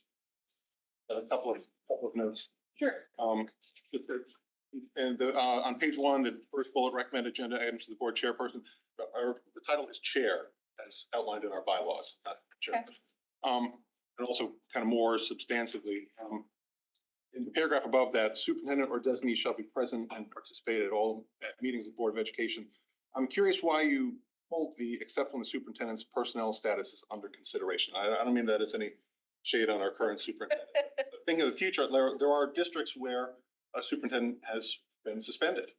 And We actually wrestled with this sentence quite a bit in terms of which meetings that, I mean, that's what we wrestled with, that word all, and we started trying to play with, maybe it should be regular, maybe it should be special, maybe it should be, Mrs. Chestnut, you, because unfortunately, I only have my two most recent drafts, and this has been through, I think, about 4. Was it your recommendation that we strike that language, or, because No. I don't remember us deciding that language to come off. Go in there. again, I don't mean to cast any aspersions, but like that actually feels like a circumstance where we might not want superintendent whose personnel status is in question. Well, and I think one of the things that we were thinking, because obviously thinking of a recent situation in a town just north of us, at any of those Board of Ed meetings, the designee still would have been there. The board Right. can't have its meeting without that, 093 representative. So, That's what it was. I know we were talking about that. That makes much more sense. It's a designee issue. Yeah. Yes. Follow up to that though. Yeah. But there are other meetings too, like the superintendent, not that he's not invited, but it says shall be present. Like, so this is a shall, so that means like our town hall meetings. That means for our board evaluation, that We means wrestled with for, this sentence quite a bit. Um, What we appreciated was, again, if a superintendent picks this up, that they are seeing in very, very broad terms, that the expectations of the board would be that we expect a representative attending our meeting. Maybe a better phrase would be shall be available to participate, because obviously you are immediately right. We not only don't expect the superintendent at a town hall, we don't even proffer an invite unless there's something relevant like we did at the start of this last special meeting. So I hear you. We liked the idea of this sentence in there, even as we knew it wasn't, that's, as I said, we finally got rid of the word all and couldn't find a good substitute. not to be technical or whatever, but per the FOIA, I mean, meetings of the Board of Education include all of our committees too. So those are considered board meetings. So this might be something for you guys. We to- might need to take a look at it again. Ms. Flynn? It's hard to it's one of those things that's hard to capture what you want, but not capture what you don't. No, that's puts it perfectly. I had similar thoughts, Ms. Maxon Kennelly, after doing my minutes investigation, because in order to find all those town halls, they were all specials. And it might be a good point of order, I mean, just look at, I don't know if all regular meetings may kind of hit But I don't know if you're gonna lose other things. I think you will. Yeah. But I'm not on the policy committee, so I'm just gonna throw it out to you guys. No, I got it. I appreciate the Wrestled, feedback. wrestled with. Yeah, I can't even imagine, but maybe there's a word that you can put in front of that meetings that wraps everything in. I don't know what it is, but. If it pops in your head, send it It over. will. I'll give you guys. Apologies to muck up the words on this, but I do appreciate what you were trying, that Yeah. all is trying to carry a lot of weight there. What about required? Just throwing a word out. Required meetings. I at least put down of the full Board of Ed, because that would get rid of the subcommittee. That would still hold town halls. Yeah, I know. I mean, Well, those we could say they're special meetings. They are. They're delineated. So you have could, special meetings that we would want this. That would we want, yeah. Special meetings for which. we just take the whole an employee sentence out. is not, you know, Say we delete the whole sentence. Yeah, I would. not that you're not invited, but you know what I'm saying? leave. I'll play with it back. I think having the You know what I shift. mean, like. All right, Let us take another shot at it. thank you. Apologies again for. No apologies. I will move on to item 9C, first reading of policy 2130, job descriptions. I think it's fairly straightforward. Oh, Ms. Jacobson, Sorry. let's do it. Sorry. And tell me if this is just my reading. It seems to me like the way this was just structured, it seemed like the Office of Human Resources, which really isn't a person, but the Office of Human Resources, with the approval from the superintendent, shall establish and maintain job descriptions. I read that as only establishing the job description if there was approval from the superintendent versus what I think you intended was approval of the job description itself, not the establishing of. Meaning maybe it's a second sentence or comes later, Interesting. which shall be approved by the superintendent. You know, do you understand what I'm saying? It seems to me like he's approving the establishing versus approving the job descriptions. And I think we would expect Yes, that and all I thought- jobs have a description, regardless of whether or not he wanted them to have one or not. Sorry. Do you know what I'm And, saying? but see, no, I hear you. And I think as I recall my reading of it was that it was the actions taken by the Office of Human Resources, which is having the approval of the superintendent. So it's the office that has the approval to then do this. Yeah, and I'm just wondering, is that the right order? Because don't we expect all jobs to have a job description regardless of anyone's approval or not? The intent of the policy was especially for if someone actually wants to access it. Because one of the questions that we had talked about is, well, what is the availability? Is there any posting? And we didn't want to get into that, but at least that when they do periodically get requests, and this way they know where to go for job descriptions, which I guess we can't assume is obvious that it would be found with human resources. I mean, shouldn't it just be like the Office of Human Resources shall establish and maintain job descriptions for all school personnel? And then which may or shall be approved by the I don't know, maybe I'm reading it wrong and I may be going into it. So, I mean, what you have now, I guess I'm trying to understand what are we trying to achieve with striking out the sentence and then putting this in? Well, one, it is putting in the superintendent, which was not in the original language, and also it was the 2025 wish that it be referenced as Office of Human Resources as opposed to Department of. So I don't have much else to add, Okay. but I appreciate the Seems to discussion. me like we're saying. No, I completely understand what you're saying. I had read it as the office is acting with the approval. And that's why I didn't have a problem with it, but the point you raise is very interesting. I can at the very least confirm where the superintendent comes into play here. Again, it's not about the person sitting here. It's about like in the future, well, yeah, I made a job and no, I don't have a job description because I didn't approve one. Do you know what I'm saying? No, I know exactly what you're saying. So are we set with that? Yep, yes. So these are more controversial than. Moving on to first reading of policy 6200, adult and continuing education. So we no longer offer continuing education in Fairfield. Our adult program is a co-op program done with Bridgeport, which we discuss every year at budget time. So this is now just reflecting what we do. Can I ask if that's the case, do we still need all the legal references? I never mess with legal references, so no, that's it. No, it's a very. I actually did bring it up in policy and I looked up most of them and they were tied to, yeah.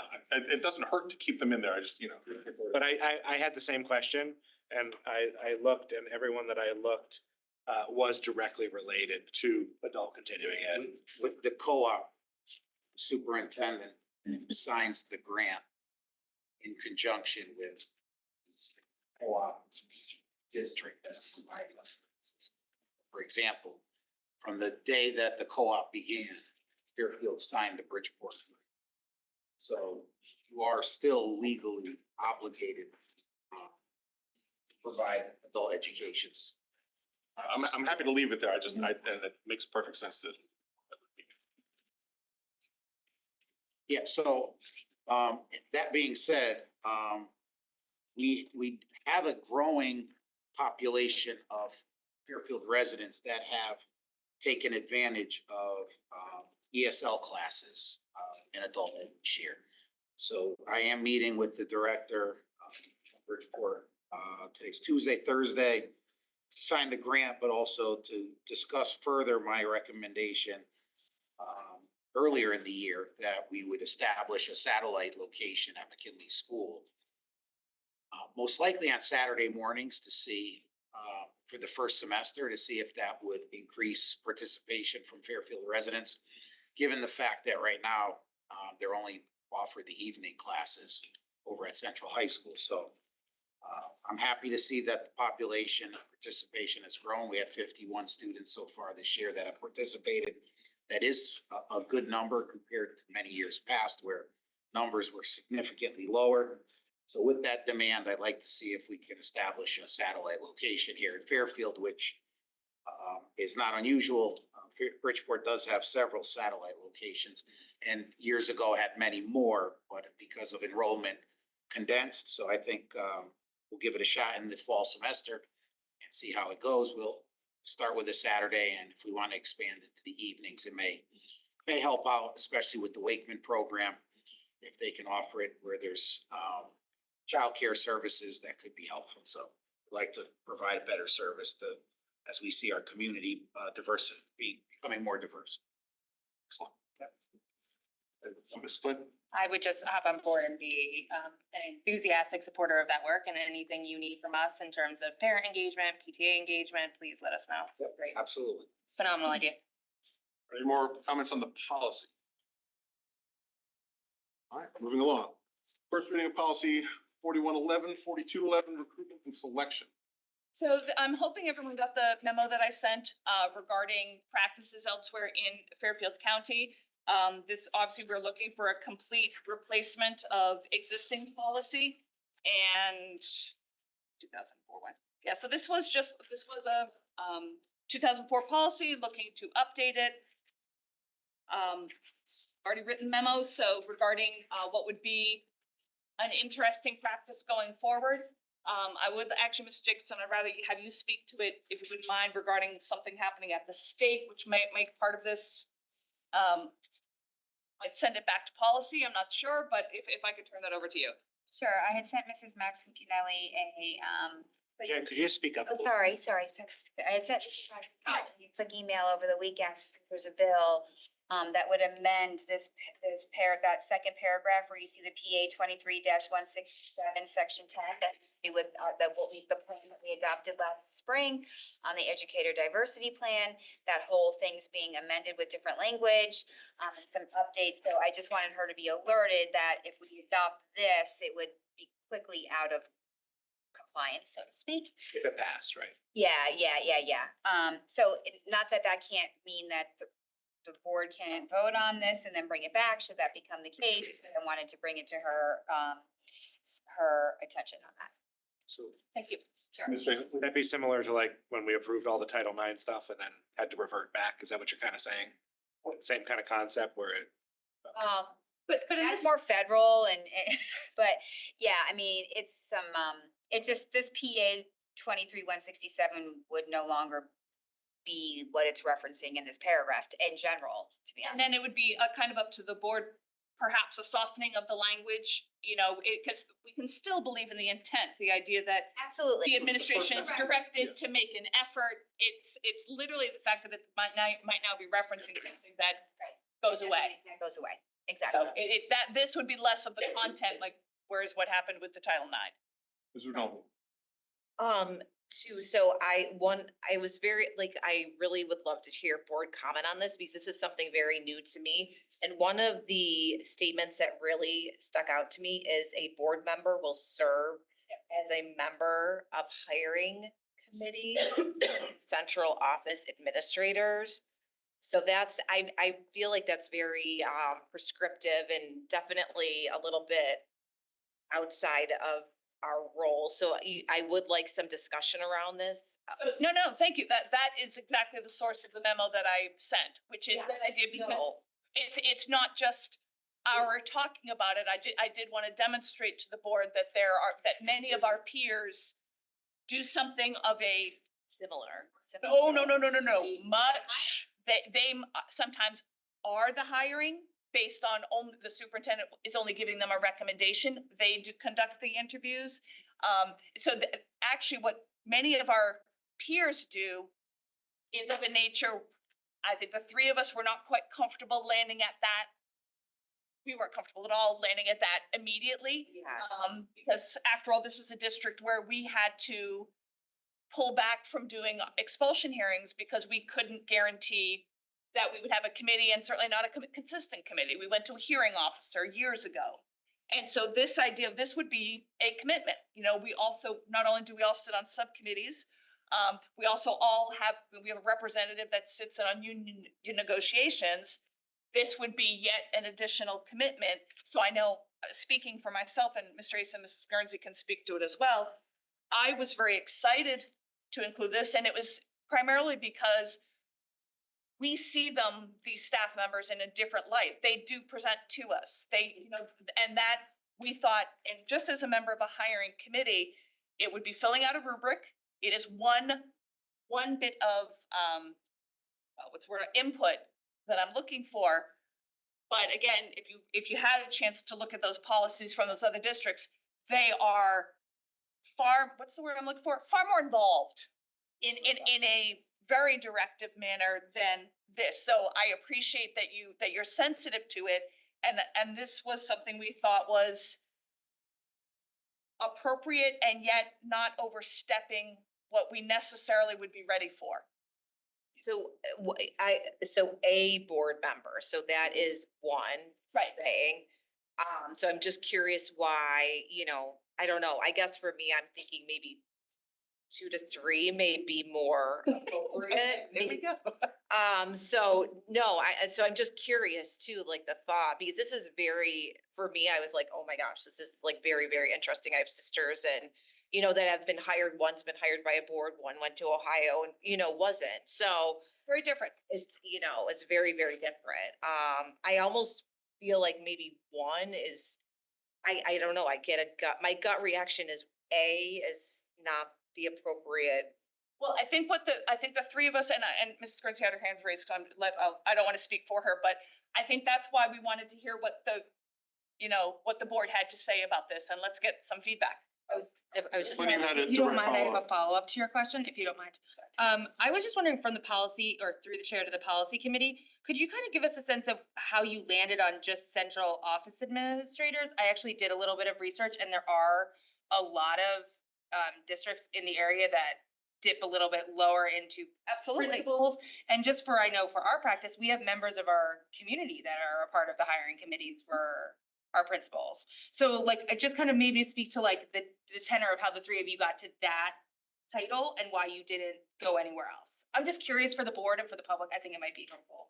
I'll respond briefly and then Yeah, I would love to hear turn it from over all to of you. them. But I think we wanted it to be something that the three of us felt very comfortable with before we brought it to you, because this is not something I've tried to float as part of, any kind of open board discussion or anything like that. We wanted something in as a placeholder to indicate, I think it's appropriate that the board can be involved at that point and giving input and voice. You are absolutely correct, and that's again, something I included in the memo, that many of them get involved at the principal level. And this was something that I think we felt was easy, and then let's hear from what other people have to say. Yeah, I would just say I would probably be, I only spent a little bit of this afternoon after I got your memo doing research, but I would be interested in maybe submitting some language in terms of expanding that, but I will, if it goes back to policy, I will bring that to you guys myself. Ms. Guernsey. Yeah, I was gonna say, I think the intention was, I think that this would come back to policy unless everybody was just loving this language. Because for me, this was really a placeholder. So reading it as a placeholder, and it was something, that language that we were comfortable with, but like, maybe I would like to see it even with lower administrators, right? So, but then maybe the other policy members weren't. So it's like, how can we predict what the input would be from the board? And I think Mrs. Rinaldi's comment about, more than one board member, we didn't really even talk about that. So that's super interesting. So this is like the forum for, whether or not we can get to, but. Two hands in order. I think Mrs. Jacobson was. Thank you. So I think when we talk about comfort, it's probably important for the public and everyone here to know that statutorily, the Board of Ed is supposed to hire everyone. We're supposed to hire all teachers, all staff, all administrators, superintendent, everybody. So that's the law. So there shouldn't be any discomfort in that. What it allows for you to do is to delegate to the superintendent to employ the teachers of the district. So there really shouldn't be a discomfort, because that is actually state law already. We've delegated the hiring to the superintendent. So I think the conversation, and this goes back to when I was still on policy, that, most of the districts around us go down to building principal and above, where they do have a much more involved role in that, and have delegated the teacher's part to the superintendent. So we're actually anomalous in not being involved in that process. So, and I had expressed interest in that going forward. So just I hope that provides more context about people feeling uncomfortable at something that is existing law. So. And it's also the first sentence in the policy. And I wasn't, I guess, involved more. I'm just trying to, involved more is what I'm. Interviewing, like the hiring. Yeah, like in depth, like you have to be doing I've interviewed a lot of people before. It's a very psychological and, there's a lot of work that goes into it. There's also that piece about what we already had about going through a little bit more of that process, but still basing it on the recommendation of the superintendent. Like there's some of that language too, that we had, that's already in here, that was proposed to be struck through. So there's probably maybe a balance to be struck there, for your point. Ms. Trace, I'm sorry, I skipped over you as a member of the policy committee. My apologies. Yeah, it's okay. Please. So for me, we did, obviously that my other colleagues here have talked. For me, I started out with not wanting anything to do with this because I thought realistically we delegated it to the super, and quite honestly, for a lot of these hires, none of us are qualified to hire or judge these people, these candidates. We are not, well, some of us may be in education, but most of us are not. So it would be, for me, getting into the weeds was too much. But I did land, when we came up with this, I was comfortable with this because very much like a liaison member of the board to the hiring committee. And we discussed with the superintendent, how it works now and how the feedback. So if there is a committee of people, staff members throughout the district, depending on the position, how they go through, they give their recommendations. They have very structured, as Mrs. Maxon Kelly said, rubric. So we would do that. For me, I personally don't believe we have any business getting involved with hiring principals. Because that's my own feeling. However, with central office, as Mrs. Maxon Kennelly said, we interact with central office at the table often. So many of the leaders in central office that would fall and be encompassed by this statement are people that we would be interacting with at the table and at whatever it is. So I think for me, I was comfortable with having a member of the board on there. It's not a voting member. They're not making the decision. They're just like everybody else on the committee. But ultimately, the superintendent makes the hire. But the board has input through in essence, a liaison. So that's what it was for me, and that's what I was comfortable with. I am quite surprised at some of the other districts at what they have and how receptive. I'm not necessarily sure how many of them actually follow that policy. That would be another thing to look at. Just because it's there, I'm not necessarily sure that these districts are actually having board members as deeply involved as it is. I think even in Bridgeport, I think it says they do more than they actually do. So that was some That feedback. I can speak to. They make recommendations if the personnel committee, they don't actually hire. They don't rate, I can be honest with you, the recommendations sometimes very frequently do not align with who got the position, who gets the position. Can I follow up on Mr. Testani? Sure. So what's the point in having the hiring committee? Like, why even have a hiring committee if the hiring committee doesn't make the decision? It's a good point. I mean, Well, why here's, should the hiring committee should make the decision? well, here's the other point then. If the Board of Ed's gonna hire, then you can't hold somebody responsible for somebody you hired. So if you choose the principal and they end up being a disaster, you can't fault the superintendent or the assistant superintendent for their poor performance. If you want to take ownership of the actual choice, then Get it. I guess I just don't know. I've never been on a hiring committee, so for the district, and I'm just interested how that all works out. And this it makes no sense. It's about hiring committees. I'm just wondering, like, what is the purpose of a hiring committee? Do they, like, what if they want choice number 1 and the superintendent wants choice number 25? I mean, how does that all work? Well, even if we do, like, we do rounds of interviews now, usually in most districts, including here, a couple of candidates will go to the superintendent for a final decision. So the hiring committee Recommend. did weeding out Prior, before yes, that. correct. That's helpful. They did weeding out, but they don't do the final. No, but Right. to Mrs. Jacobson's point of if they recommended 1 and the superintendent went with choice 25 ranking, They would never have gotten there. they would never have gotten there. That's what I'm saying. Okay. I'll come back to you, and I actually have some experience with this because Mike Cummings actually asked me several years ago to be on a hiring committee for Ms. Laborious. And we were in this room, I was pretty much near this place, I was given what questions to ask in terms of it was the same questions asked to all candidates.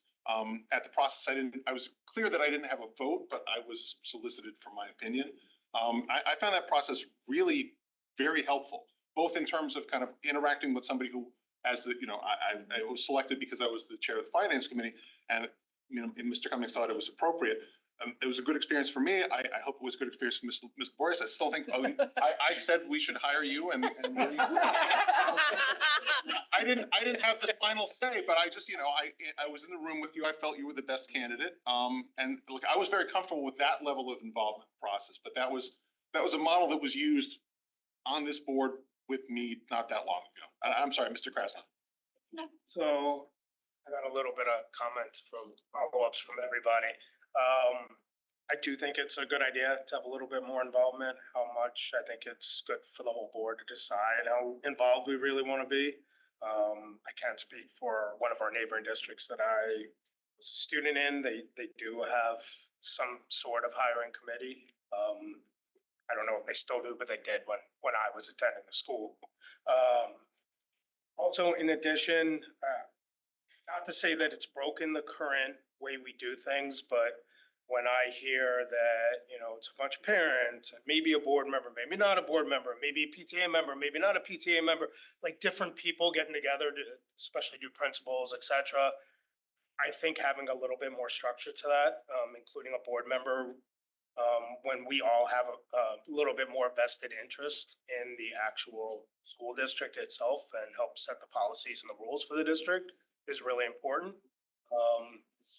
We, to an extent, are the CEO of the district. So for us to not be involved with people that are being hired in the district, to an extent, and I don't want to overreach. And personally, I think whoever the superintendent is should have a much bigger say than we do, because ultimately it's their hire. But I think we should have a little bit more involvement than we currently have, for sure. Ms. Guernsey? Thank you. I was just going to say, I also have served on a hiring committee, as a parent. It was before I was a board member, and it was very enlightening. And I think like the idea of voting is an interesting concept because I did feel like I was voting because there was a rubric, so we're ranking and voting. And then what happened then, and it was before, Mr. Testani, the superintendent came in for the last part of the conversation and listened to feedback from the committee. So it did feel like we had a voice. And I mean, I sat on the committee as a parent, so it seems like it only makes sense that it would be appropriate for one or more board members to be there. And I'm liking the idea of multiple board members because depending on how it's written, we could even say like up to two or something to give leeway for, you know, if. We always include parents. The parents' voices are taken into, they're just like everyone else at the table. And actually, parent feedback was incredibly important when we hired the last three principals, three elementary principals. Their words and their feedback rang extremely loud in my head when the final decision was made, especially when it was close between a couple of candidates. And I think ultimately we did land on the right person for one of the schools where parents were very, very intent on who they liked the most. And they gave very specific references to why, which made a big difference. But again, you guys make a decision. It's your policy. That's helpful input. Pottery Barn, you bought it? But, well, again, you know, don't be mad if things go sideways somewhere else because, you know, you're elected officials. With all due respect, you're not CEOs. Let's be very clear there. There is no requirement or minimum requirements to be elected to the Board of Education. I know board members who had very little to no education that serve. We do have to be residents of the town. Those are qualifications. Correct. Let's go to you, Don. Mr. Lee. Maybe it's just me. I'm open to any kind of feedback. I think if we're gonna do that, I think we as board members represent all the kids in the community, right? I think we're walking a fine line. If we're on that committee and we're a parent at that school, that we potentially could pick the principal. So maybe something in the language could be that, yeah, we can serve, but we have to, in clear judgment, maybe not be on that committee if we're serving that school as a parent. That's a tricky slope, I get it. But, you know, we don't wanna also open up the favoritism and, you know, like Mr. Stein said, we're about to make the hire and then, oh, hey, remember I hired you, and that principal knows, oh, you hired me, that kind of thing. We don't wanna go down that kind of slope either. We should be using. Yeah, it's, And I'm open to it. no, I understand what you're saying, because there could be a conflict there. There absolutely could be a conflict there. I think in the spirit of what we discussed here as a board member will serve, we were thinking similarly to a change. I think we discussed possibly a need for a change to the bylaws just to insert where the chair appoints to, you know, and there's certain things listed that we could always add this to there. So, you know, I think the hope would be that the chair would discretion and pick somebody and rotate. So it's different people. So whoever the chair is at that time knows if there's been several hires and that, you know, would take common sense into consideration. I just want to echo Mr. Peterson and Ms. Guernsey. I've had the opportunity to be a part of a hiring committee as well prior to being on the board, and I will reiterate that it's a very structured process. It's a rubric. It's, you know, typically in a large room like this. So I think that the voice, I kind of want to reiterate, I think it helps to like calm maybe that I think the voice is added. It's an option. It adds to the menu of people there. I don't think in any way board members should be deciding who the principal is of an elementary school. That's just my personal opinion.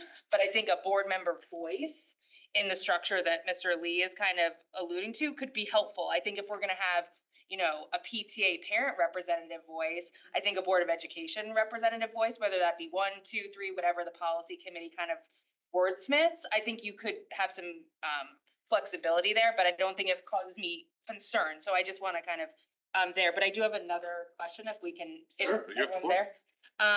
All the way down to the last sentence, and this is kind of a, Second page. the second page, the last sentence. The superintendent will disclose to the board all hires with whom he has current or professional familiar relationship. I would maybe add the time frame of when it will be disclosed. Well, one of the things that came up when we were discussing that is the fact that it is entirely possible that the superintendent won't know. Oh, good. Because if someone is hired as a para, and that's someone who used to, work in that superintendent's previous district, literally the superintendent might not become aware of that. Okay. And so that, because we were talking about, should be upon hire or whatever, but it is possible that the super wouldn't know, and that's why we deliberately didn't. I hear your point, though. After just being a fan of your meetings that I watch for enjoyment to get ready, I was just envisioning a situation where you could say the superintendent will disclose to the board at the exit interview. Like, I think maybe giving a time frame at first, whatever you guys wordsmith, I just think it popped out to me, so that's. Jacobson? Follow-up is that in previous iterations of this policy, there were timeframes in there, like it was gonna be a question on the application. It was, there was all sorts of different things, and that all seems to have gotten stricken. So, but I agree, like, I think that this disclosure could be like 10 years later. And here's what I would say to that, a few things. The problem with the application is we can't set policy for applicants. Oh, good call. I mean, my idea of policy is we are setting policy for our staff. And so to say that, that's putting the onus on the applicant, not the superintendent, and our focus was on who our staff was. At least that was part of our discussion. We also talked about it possibly being discriminatory. If you were asking somebody to disclose something that one could feel that by being asked that question, they could be discriminated against. It's not a protected class. So Still it's not a protected class, but we also didn't want anything that was going to be off-putting. make it. What is your expectation then with that sentence? When the superintendent knows that somebody was hired, that he had a relationship as described here, he discloses it. She discloses it. But Mr. Testani, don't you approve all hires? I don't You don't approve all hires? know. So if Paul Cavan or Greg Hatzis hires a physics teacher, Oh, okay. Or like a lunch. Oh, you don't go through all those? no, I trust that he knows what he's doing. But I also think it's important to note that we live in a small state.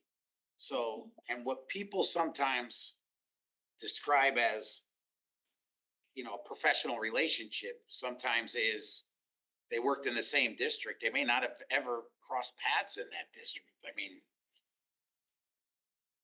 or some people overgeneralize. May have met them once for 3 minutes and they said, hey, yeah, I know Nick. Because people say that to me all the time. Never met. And then just. And I don't know who they are. Unfortunately, I don't, or maybe I don't remember who they were. I know you. But he knows Mike. Depends what day. I do want to follow up because that was, in addition to the sentence that we were previously talking about, I would argue that was probably the sentence we spent the most time on was that. Initially, and Mrs. Jacobson, this might have been going back to when you were with us, there had also been the idea of we had personal, meaning friendly or that kind of thing. But immediately we have the example of the person you're always standing next to at Starbucks. So that we took out. And we also were very, very clear in policy that part of the bonus of getting and hiring a new superintendent and maintaining that superintendent, we want the superintendent recruiting. That this is absolutely a plus. However, the notion that we put this in really with an eye towards transparency. Not that we're not looking for a gotcha moment or anything like that, but I wouldn't want to have a member of the public come up to me and say, hey, did you hear that so-and-so just hired this and this person's doing that?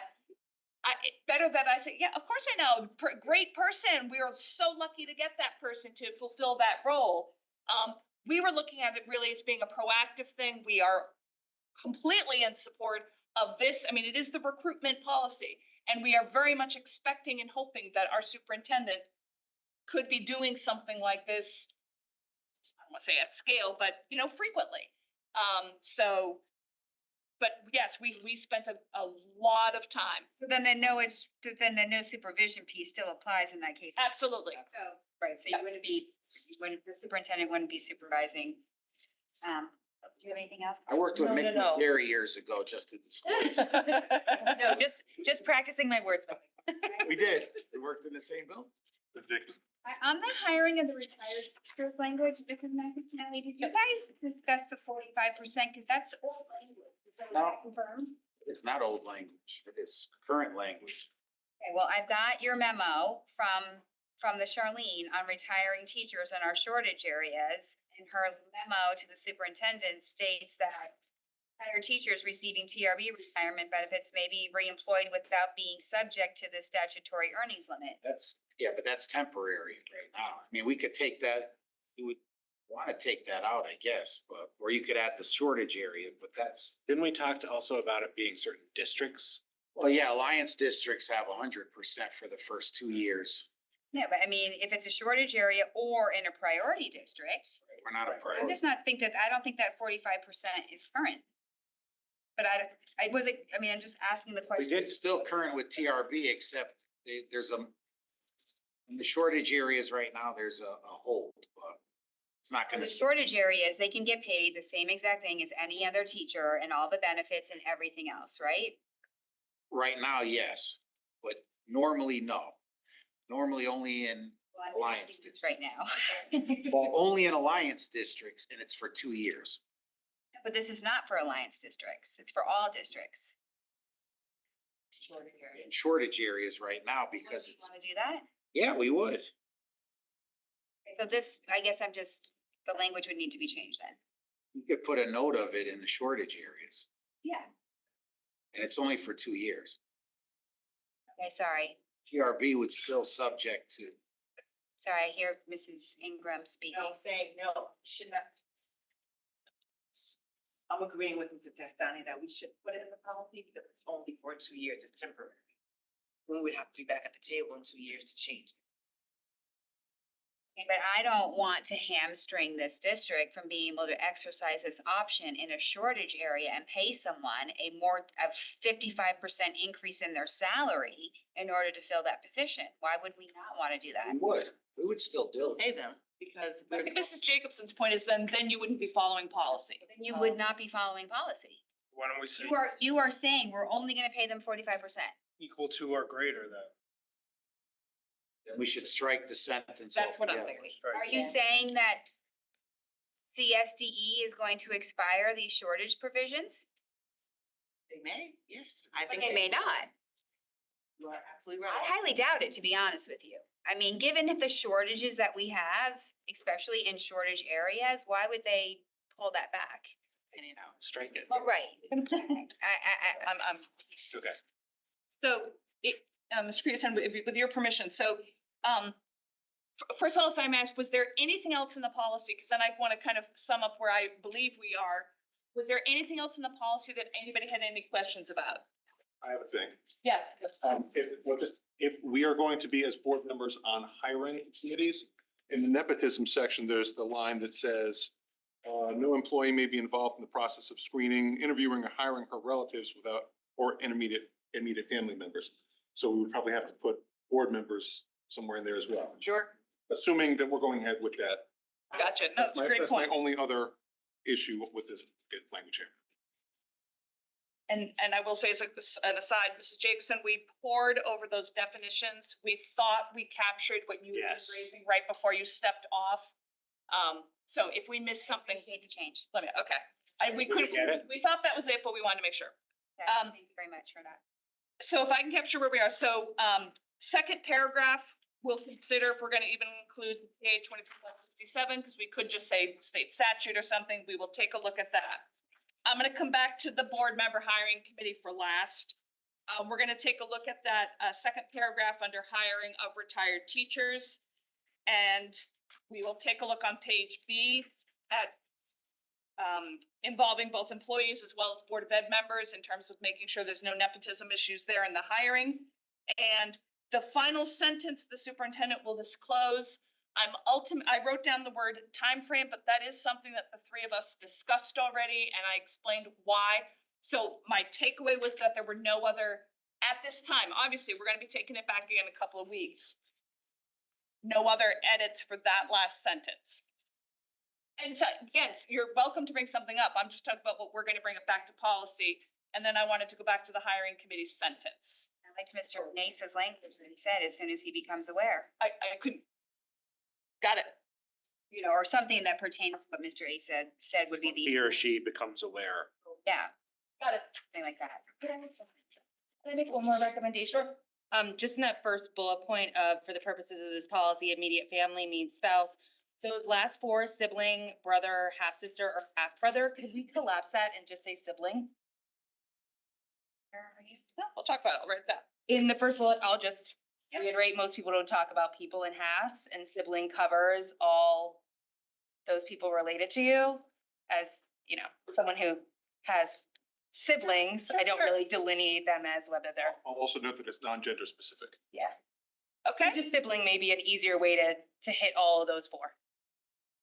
In the same shot. So I just want to go back to the hiring committee sentence. If there's any, because these are the things that, because I will put it back on our agenda so that we can wrestle with the language and bring you back. And based on what we do with the language, whether it ends up being a recommended new first read or whether we think it might be ready for a vote, again, up to the discretion of the board.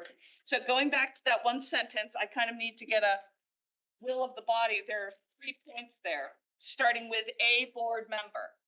Are people interested in more than one, keeping it singular? And again, I don't, so this idea of up to two, people to raise hands. If, who is a sense of the body, who would like more than one board member? Potentially. In, so. To bring that. Okay, thank you. All right, second part of it, member of hiring committee. Are people comfortable with that? Keeping in mind that what compared with other districts which do, whether it actually ends up being their practice or not, the phrasing and policy is of a far more active role. Again, we were comfortable with this. Look, we could, if things go swimmingly, beautifully, and the role wants to be, we want to consider expansion, you know, that could be this is not restrictive ad infinitum, it's just for now. Sense of the body for people who are happy with the phrasing as it is. Okay. Is it just for central office or? That's the third part. So I'm breaking this into third. So the first one, I wanted a member Of the body, member of the. of the hiring committee. Clarifying. Sure. Do we have a definition for hiring committee? I'm unclear on the ambiguity there. The hiring committee? Yeah. I think it could look different for different positions. I don't know through the superintendent, does the hiring committee look the same for every position? I mean, it's similar. I mean, for example, we have posted the program director of social studies. There won't be a parent on there, but we will still maintain the other aspects with teacher representation, FEA representation. No, we didn't define, we were not looking to define the members. That I don't think that's something we should be getting into. No. I was more just saying, do we have, like, to Mr. Testani's point, like, There's always a hiring committee, is that what you're asking? there's always a hiring Yes, committee for yes, these roles. That's yes. what- Yes. Okay, so I got my feedback on the first 2 parts and then the third part, central office administrators. Sense of the body in terms of comfortable with that or looking for something different. Are you asking first, comfortable with? All right, comfortable with central office administrators. Okay, yes, something different. Something different, like. So number one, so I don't get a sense people are uncomfortable with central office administrators. Anything? Anyone comfortable with something more expansive involving other levels in our? To be determined. TBD. Okay. Anything that would go, Does that mean? so anything, is anyone says something more expansive, because obviously central office is everything here. Are you thinking of something, do I say lower than? Below the rate of- Below the, thank you, that's the phrase, I'm not looking for. Are you looking for administrative level and at what level? Right, and is anyone looking for, are you considering principal? Is that what you're thinking of when people were raising hands? Is anyone looking for something below the rank of, is that the phrase you use, of principal? Like an AP or. Correct. Department head. Head of student services, I mean, there are all sorts of things, athletic directors, there are all sorts of other. I have a question. Sure. This is a question you staff for Mr. Testani. Yes. At levels below principal, are there ever parents that would be a part of the hiring committee Yes. at that level? Yeah. I know for athletic director, there was. We always like to involve parents. Yeah, no, I think it's good. I'm just, Yeah. that's why I'm wondering if I'm kind of feeling like if there's a parent, maybe there should also be a board member. I don't know. I mean, I don't know where this stops because I don't know. Yeah. I think we have to, I think it's a good point, but I think we have to be careful on where it stops.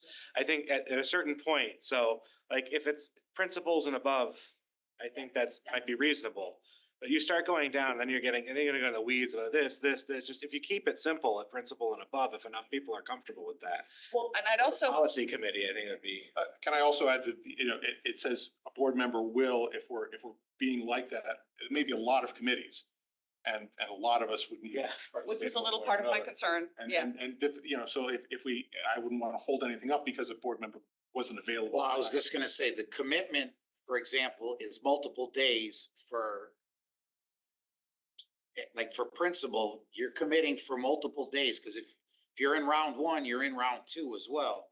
And if we're interviewing 14 people, you're gonna be there between the two rounds, you could be there 4 full days. And there's not, I can't make it that day, because if you're involved, then we strike everything that, all your feedback goes out the window. He brought that up in policy, and that was a concern of mine.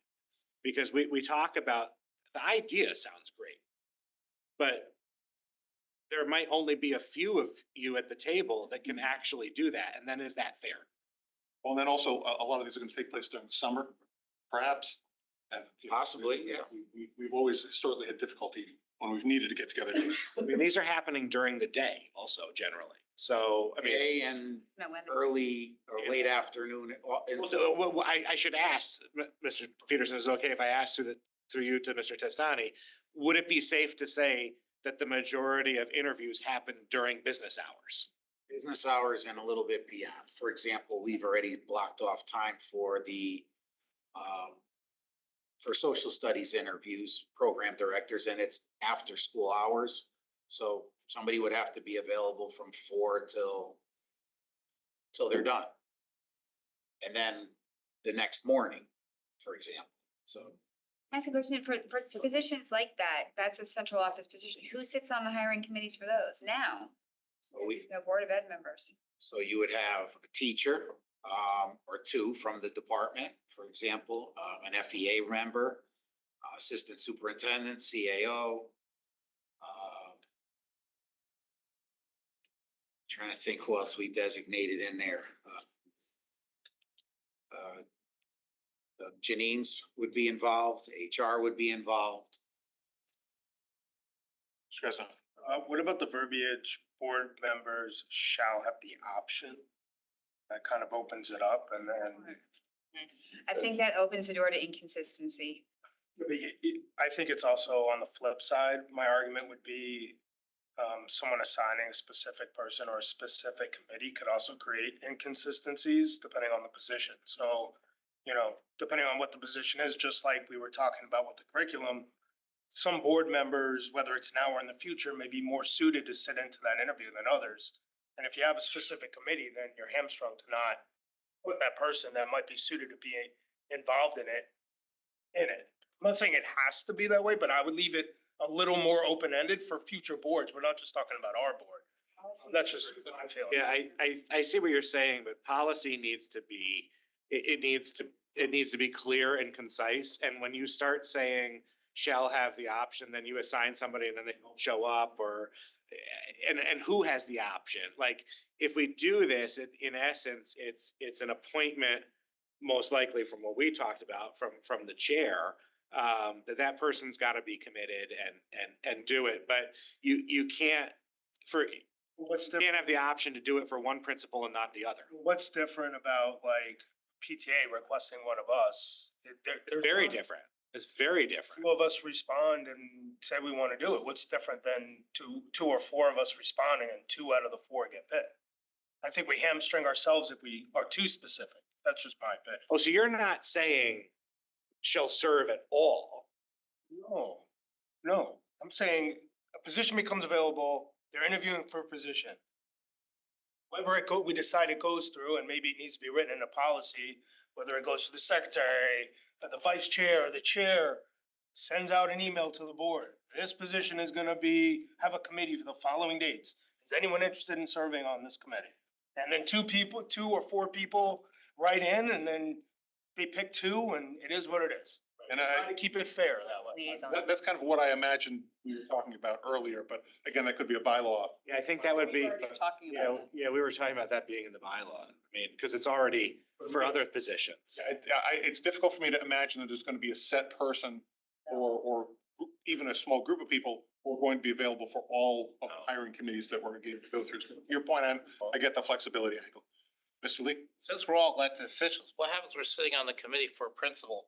Somewhere along the process, we're either not elected officials anymore or choose not to be elected officials anymore, but we're in that process. Do we finish the Chair. process?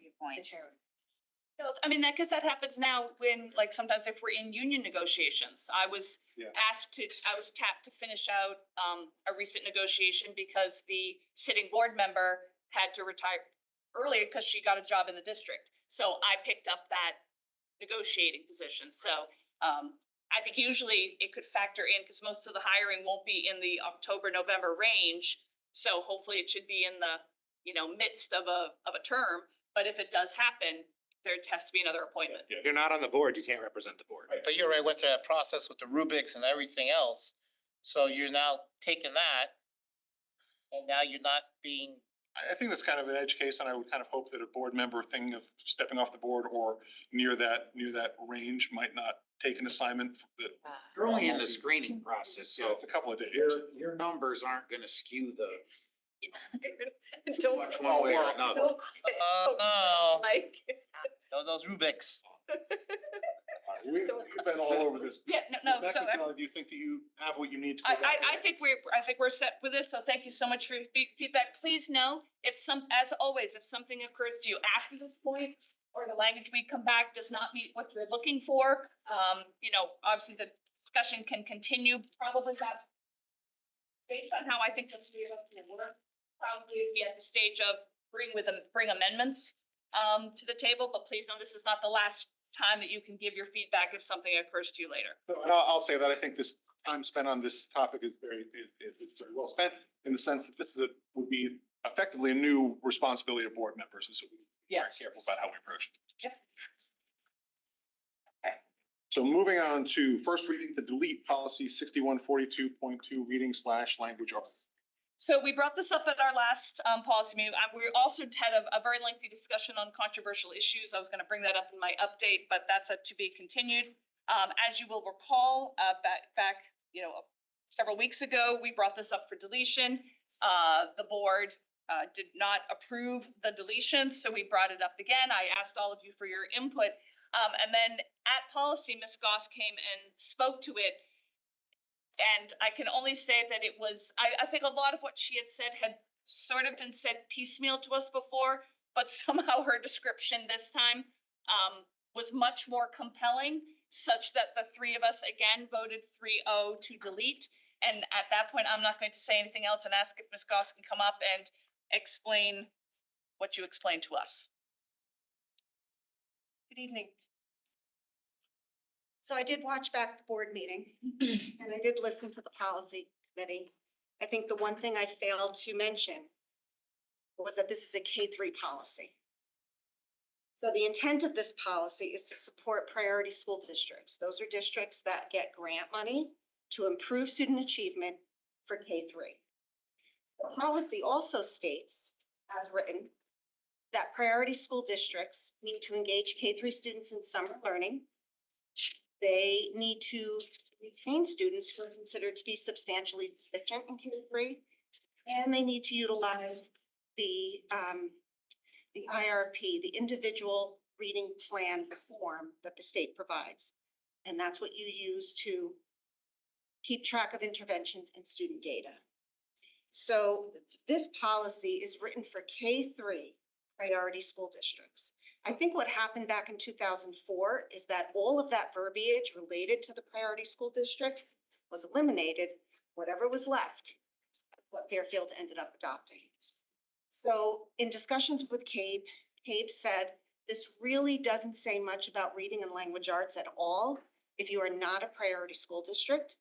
Cabe also shared that they may choose to revise it. They have not to date, or they may eliminate it altogether. That's the information that I shared at the last meeting. Anything I missed?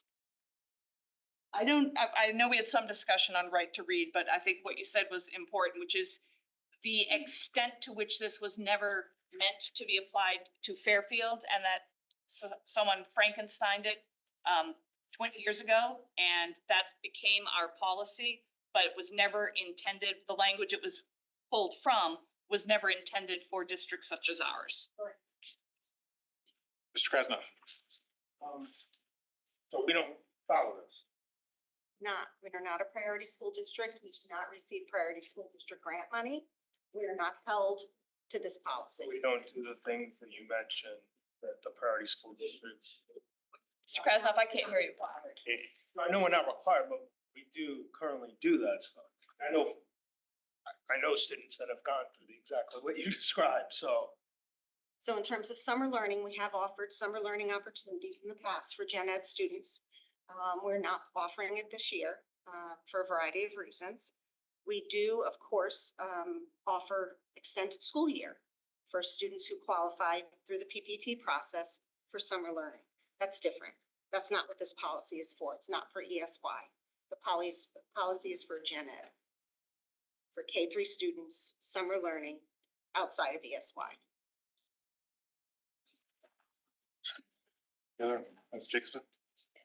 So I understand, I thank you for sharing that context. That's helpful. I appreciate that. But again, for the first paragraph, I still don't understand why that would be something that this board would want to keep in policy.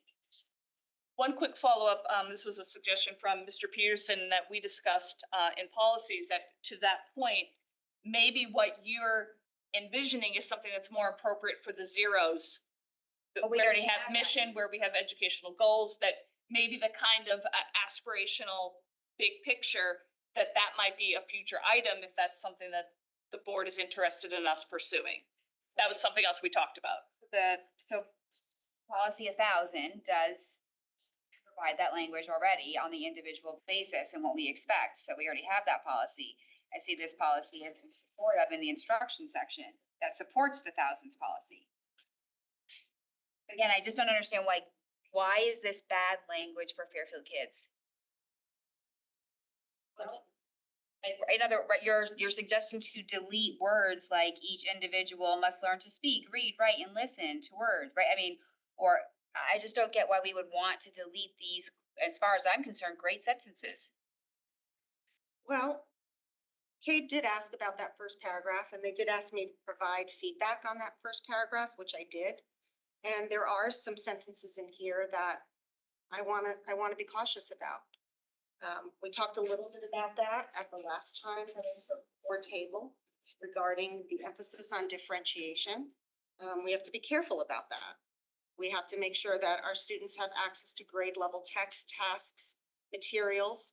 For most of the day, there are parts of the day where we do go off level. Of course we do that. But this is insinuating that every single student will receive a program at his or her ability and achievement level. If we did that, there are gaps.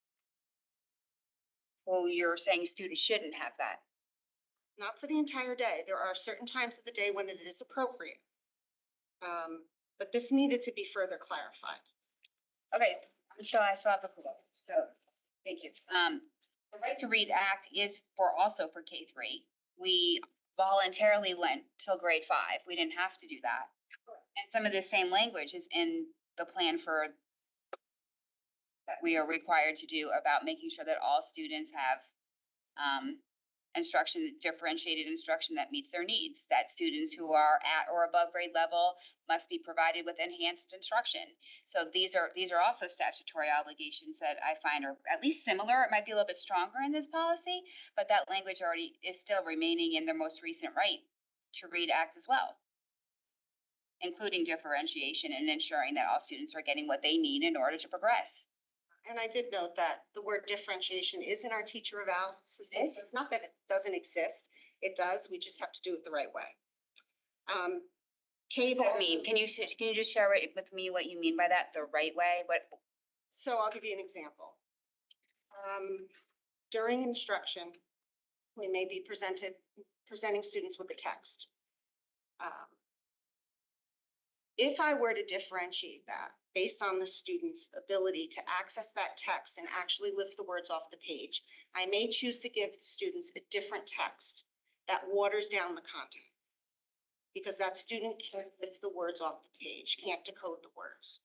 Instead, since this is not my small group instruction time, instead, I would provide a scaffold, an entry point.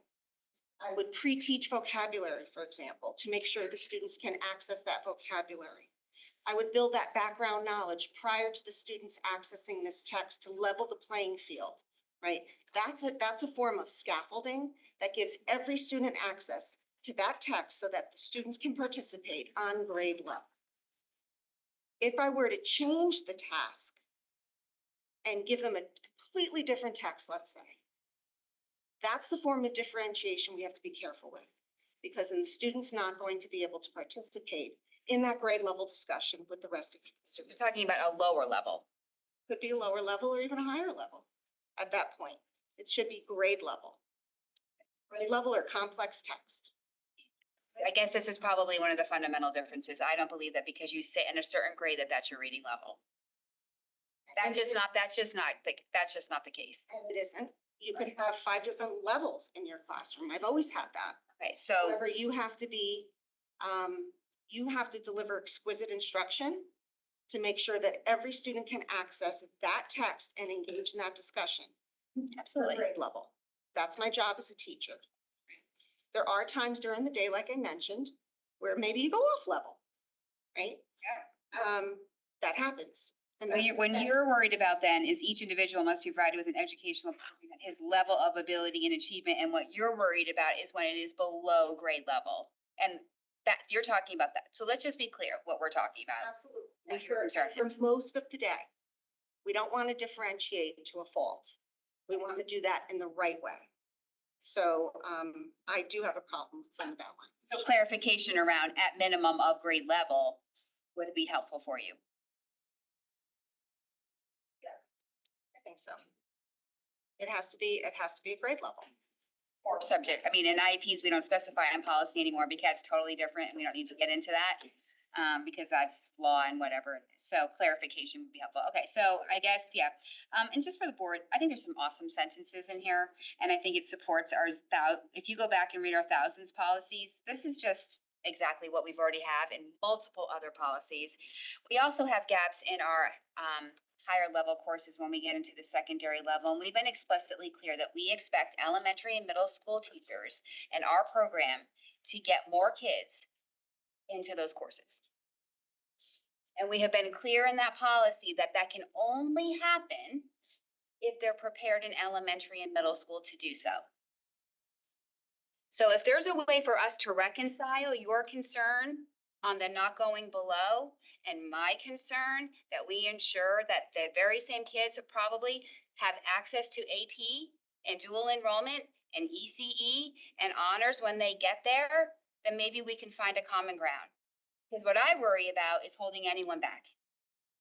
I think as the language as is what holds people back. Not according to me. Well, because what I've heard a million times is so-and-so is not ready for my class. The response is they're not supposed to be ready. You're supposed to get them ready. Yeah, you were talking about high school. Well, yeah, but that's where it starts because it trickles down then. That, Well, for the high school courses. because the minute you give a child an IEP, all of a sudden, general ed teachers, not in all cases, but in a lot of cases, think the responsibility then falls on the case manager, falls on the special education teacher. IEP is not implicated in any of these. We are getting way off here, and I appreciate where you're going with this. Right. I might ask, are you proposing an amendment to this? Are you proposing new language? Are you proposing a new policy elsewhere? I mean, I guess if just from the standpoint of what we have on the agenda tonight, Yeah, from the standpoint we have on the agenda tonight, I like the first paragraph. I think it's important to speak to Mrs. Goss' concern about going off level in terms of the lower end, but I'm perfectly fine with off level on the higher end.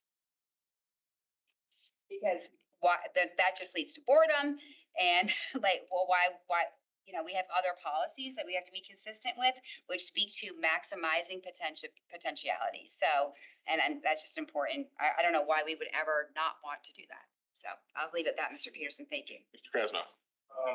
I appreciate Mrs. Goss's sentiment and reasoning for it. I read this very differently. I didn't read it as necessarily just general instruction.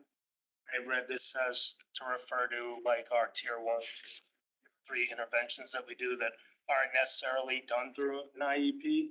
So I actually think it's really important to have those interventions, and test the kids as probably interventions. And I looked at this policy as justifying doing that work, the interventions, and get the kid back to grade level. Again, that's how I read the policy. That's why I like the policy. But if I'm interpreting it wrong, then voting wrong, I guess. Thanks. This is like, this text changes depending on how it's being introduced and reflecting on that first paragraph. And I am reading it as being aspirational now. And I think the one word that is tripping me up, and I feel like it's one that we sort of struggle with here, is the word differentiation. And I'm wondering if I can, maybe you could clarify, is scaffolding a type of differentiation? So it would encompass the scaffolding, and to leave it there, I mean, because it makes sense to me because I always assumed it did. So anyway, okay, thanks. Flynn, I'm all set. My question. any other thoughts on this? I'll just say No, I'll just wrap up after you. Ms. Gossett, you're recommending that we delete this policy. I'm recommending you delete the policy. And when the policy is deleted, will our practice of instruction change at all? Not at all. There's legislation in place that requires us to do tiered intervention, to administer the assessments, screening, progress monitoring measures, diagnostics, formative tools. All of that is wrapped in the right to read legislation, which we have even gone above and beyond and going straight into high school with all of that through our MTSS framework that we are currently developing. So I'm not worried at all if this policy is deleted, and we have to just remember this policy is a K-3 policy as written. Ms. Maxon Connelly? No, I guess, again, right now it stands as on the next agenda for, and I'm just saying, you know, process wise for everybody. That what happened last time is it came on as a first read for deletion. Then when it came for a vote, that was voted down, so it was sent back. So this is just a suggestion. It could, the exact same thing could happen again, and we'll figure it out.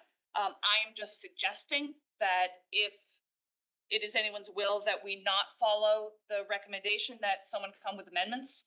That's my suggestion. I'm not looking to then have an extended conversation because that's supposed to be the role of policy. That's just my recommendation that we do that, you know, and if it's, you know, to your point, Mr. Krasnov, you know, if you're reading this as an intervention policy, then that's what we should be calling it. I would also argue that then it's no longer because I understand what you're saying in terms of that's how you read it, then I think we're looking at needing to craft something completely different, in which case, if we actually had an intervention policy, that's a whole other conversation we need to have. So just as an interesting point, because that was an interesting way to read it, but you know, obviously this was our first read. I don't feel that I have a mandate to pull it back. Recruitment, I definitely think we have a mandate to do some more work on it, and we're taking a look at the superintendent policy as well. But I'll just leave it that, well, we'll see what happens next meeting, I guess. Mr. Krasnov. I just have one quick question. If they were to get rid of right to read and we don't have this policy, you're not concerned that we'll have nothing for intervention set? Not at all.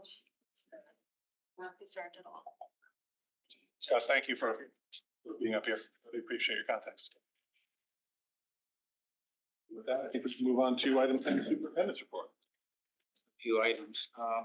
I shared with you at the last meeting, and we finalized our partnership with the health department as well as Connecticut-based nonprofit In a Heartbeat. We're offering 2 free cardiac screening events for individuals ages 8 to 25. So unfortunately, none of us here at the table can take advantage, but you want to bring your kids.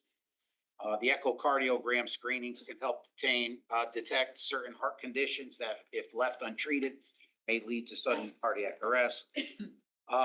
We did share this out through Parent Square. We did receive some positive feedback from some parents that did thank us because they did have children that have been diagnosed with some heart irregularities. So I think they did really appreciate the importance that we did in this partnership. So May 20th, they'll be at Fairfield Ward High School from 2:30 to 6:30. And May 21st, they'll be at Fairfield Ludlow High School from 2:30 to 6:30. But obviously, all children from Fairfield Public Schools, and if you know anybody as well that goes to the Catholic or private schools, they can attend. It's free of charge for everyone. You don't need insurance or anything like that. Big shout out to Emily Genti, Fairfield Ward High School student. She was selected as one of 315 students nationwide out of over 12,000 applicants to be a 2025 Bank of America student leader. Student leaders participate in an 8-week paid internship at a local nonprofit where they learn firsthand about the needs of their community and critical roles that nonprofits play. She will also attend the 2025 Student Leader Summit in Washington, D.C. I want to give a big congratulations to Emily. We will have sent this out. We will send a reminder that they'll be at the Fairfield Public Library. They'll be hosting a free upcoming opportunity for parents and guardians to learn about executive function skills with expert Hannah Choi. Choi will provide practical strategies to support essential executive function skills to help children manage time, stay organized and focused in today's distracting world. The details were blasted out on Parent Square and to our community and can be found on our social media page or visit the library website for more information. The Connecticut Association of Schools hosted their annual High School Arts Awards banquet at AquaTurf.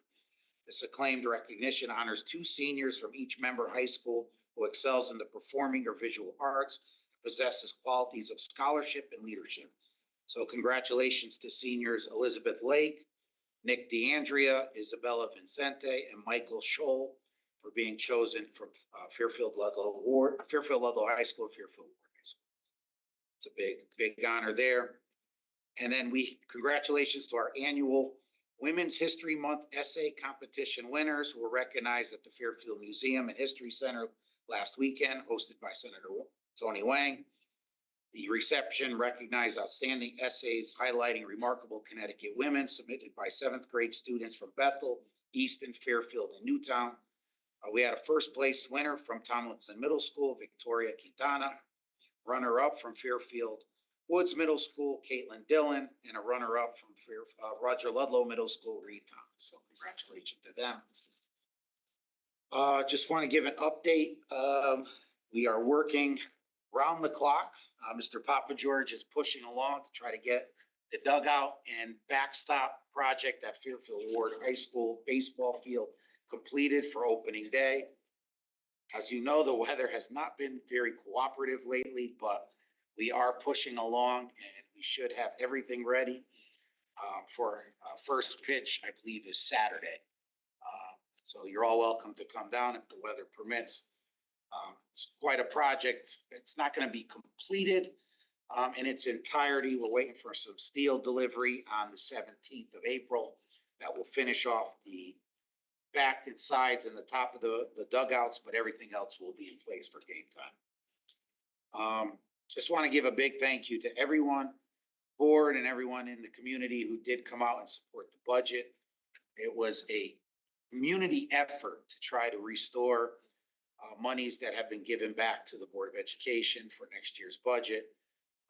It was an impressive display of our families coming together, sending a ton of emails to both the Board of Selectmen and the Board of Finance. I think we may have rattled a few feathers there. I think people were a little upset and getting their inbox flooded.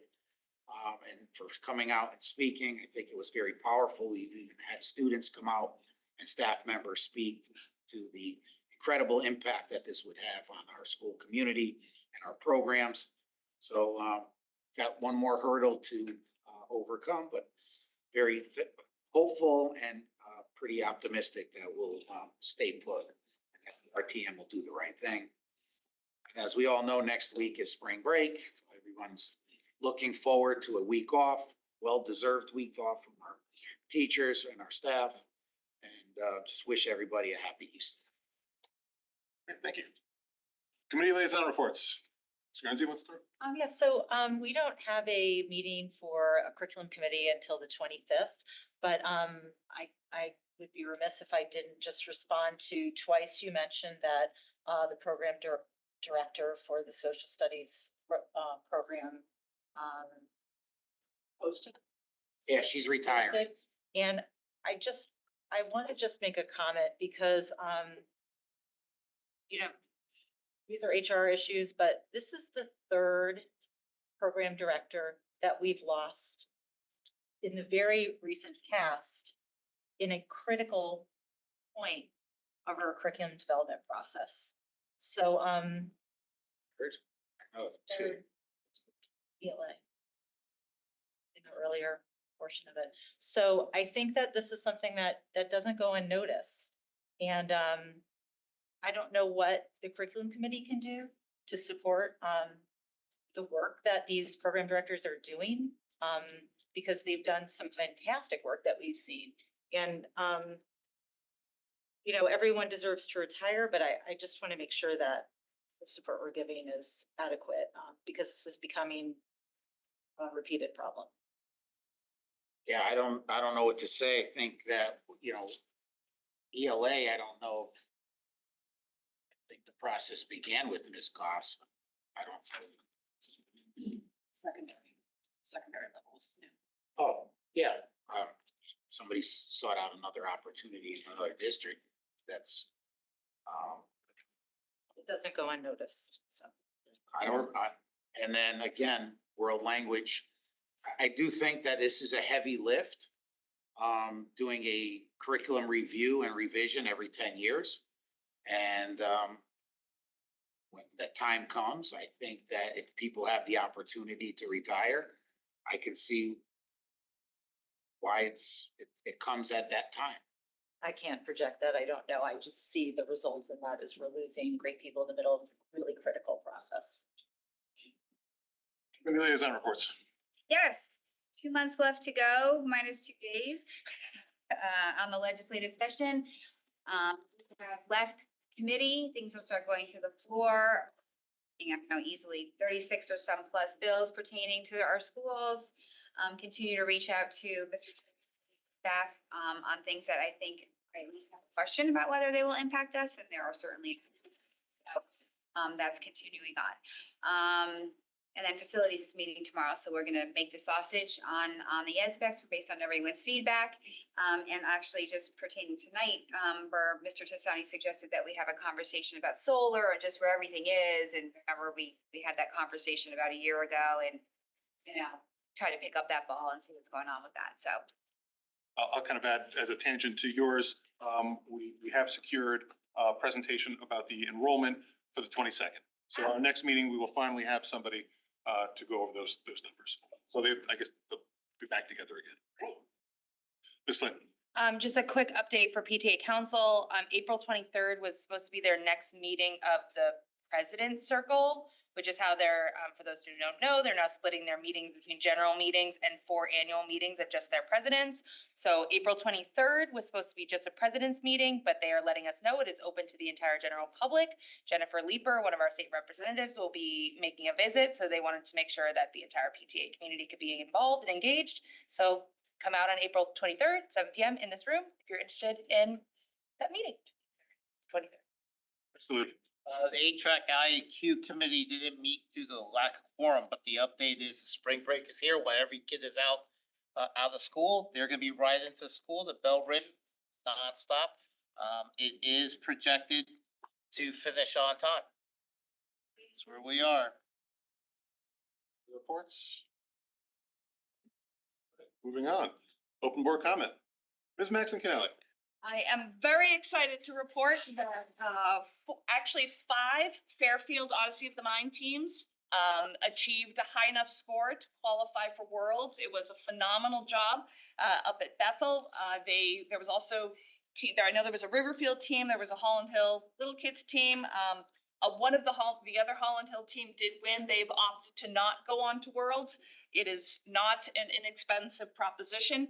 But the four of the PTA council teams, and they have representatives from Dwight, Stratfield, Mill Hill, Holland Hill, and Burr are for the Division I, the elementary school. And then all 3 of our middle schools have students participating on the PTA council teams. And so it's 4 teams in total. I've already spoken with Mr. Peterson about having them come to one of our meetings. My push always said I love them in costume. We'll see if I can arrange that or not. But just to recognize them for truly absolutely amazing efforts. Very excited for them, and I can't not put in a little bit of a plug that all 4 of them will be doing various kinds of fundraisers. If anybody is in a position to drop in, even if it's just a friendly hello, congratulations, good luck to you, and maybe also buy some treats. But it'd be great. But I'm very excited that we've got 4 teams going. Where are they? Worlds. Michigan. Michigan. Mr. Krasnoff. I just wanna hope everyone has a good break. Wish everyone a happy Passover and happy Easter. Ms. Jacobson. Are we for RTM tomorrow? Tomorrow, 7 o'clock. And although the meeting starts at 7, I believe there are several like legal and there's several groups that are coming before us as far as their agenda as 7 o'clock in the room tomorrow, whenever we get to the vote. Thank you. All right, public comment. Anyone who wants to give public comment? A member of the public has declined, and with that, I will accept the motion to adjourn. Mrs. Jacobson, second by Mr. Lee, all in favor? Vote is unanimous. Thank you very much, everyone.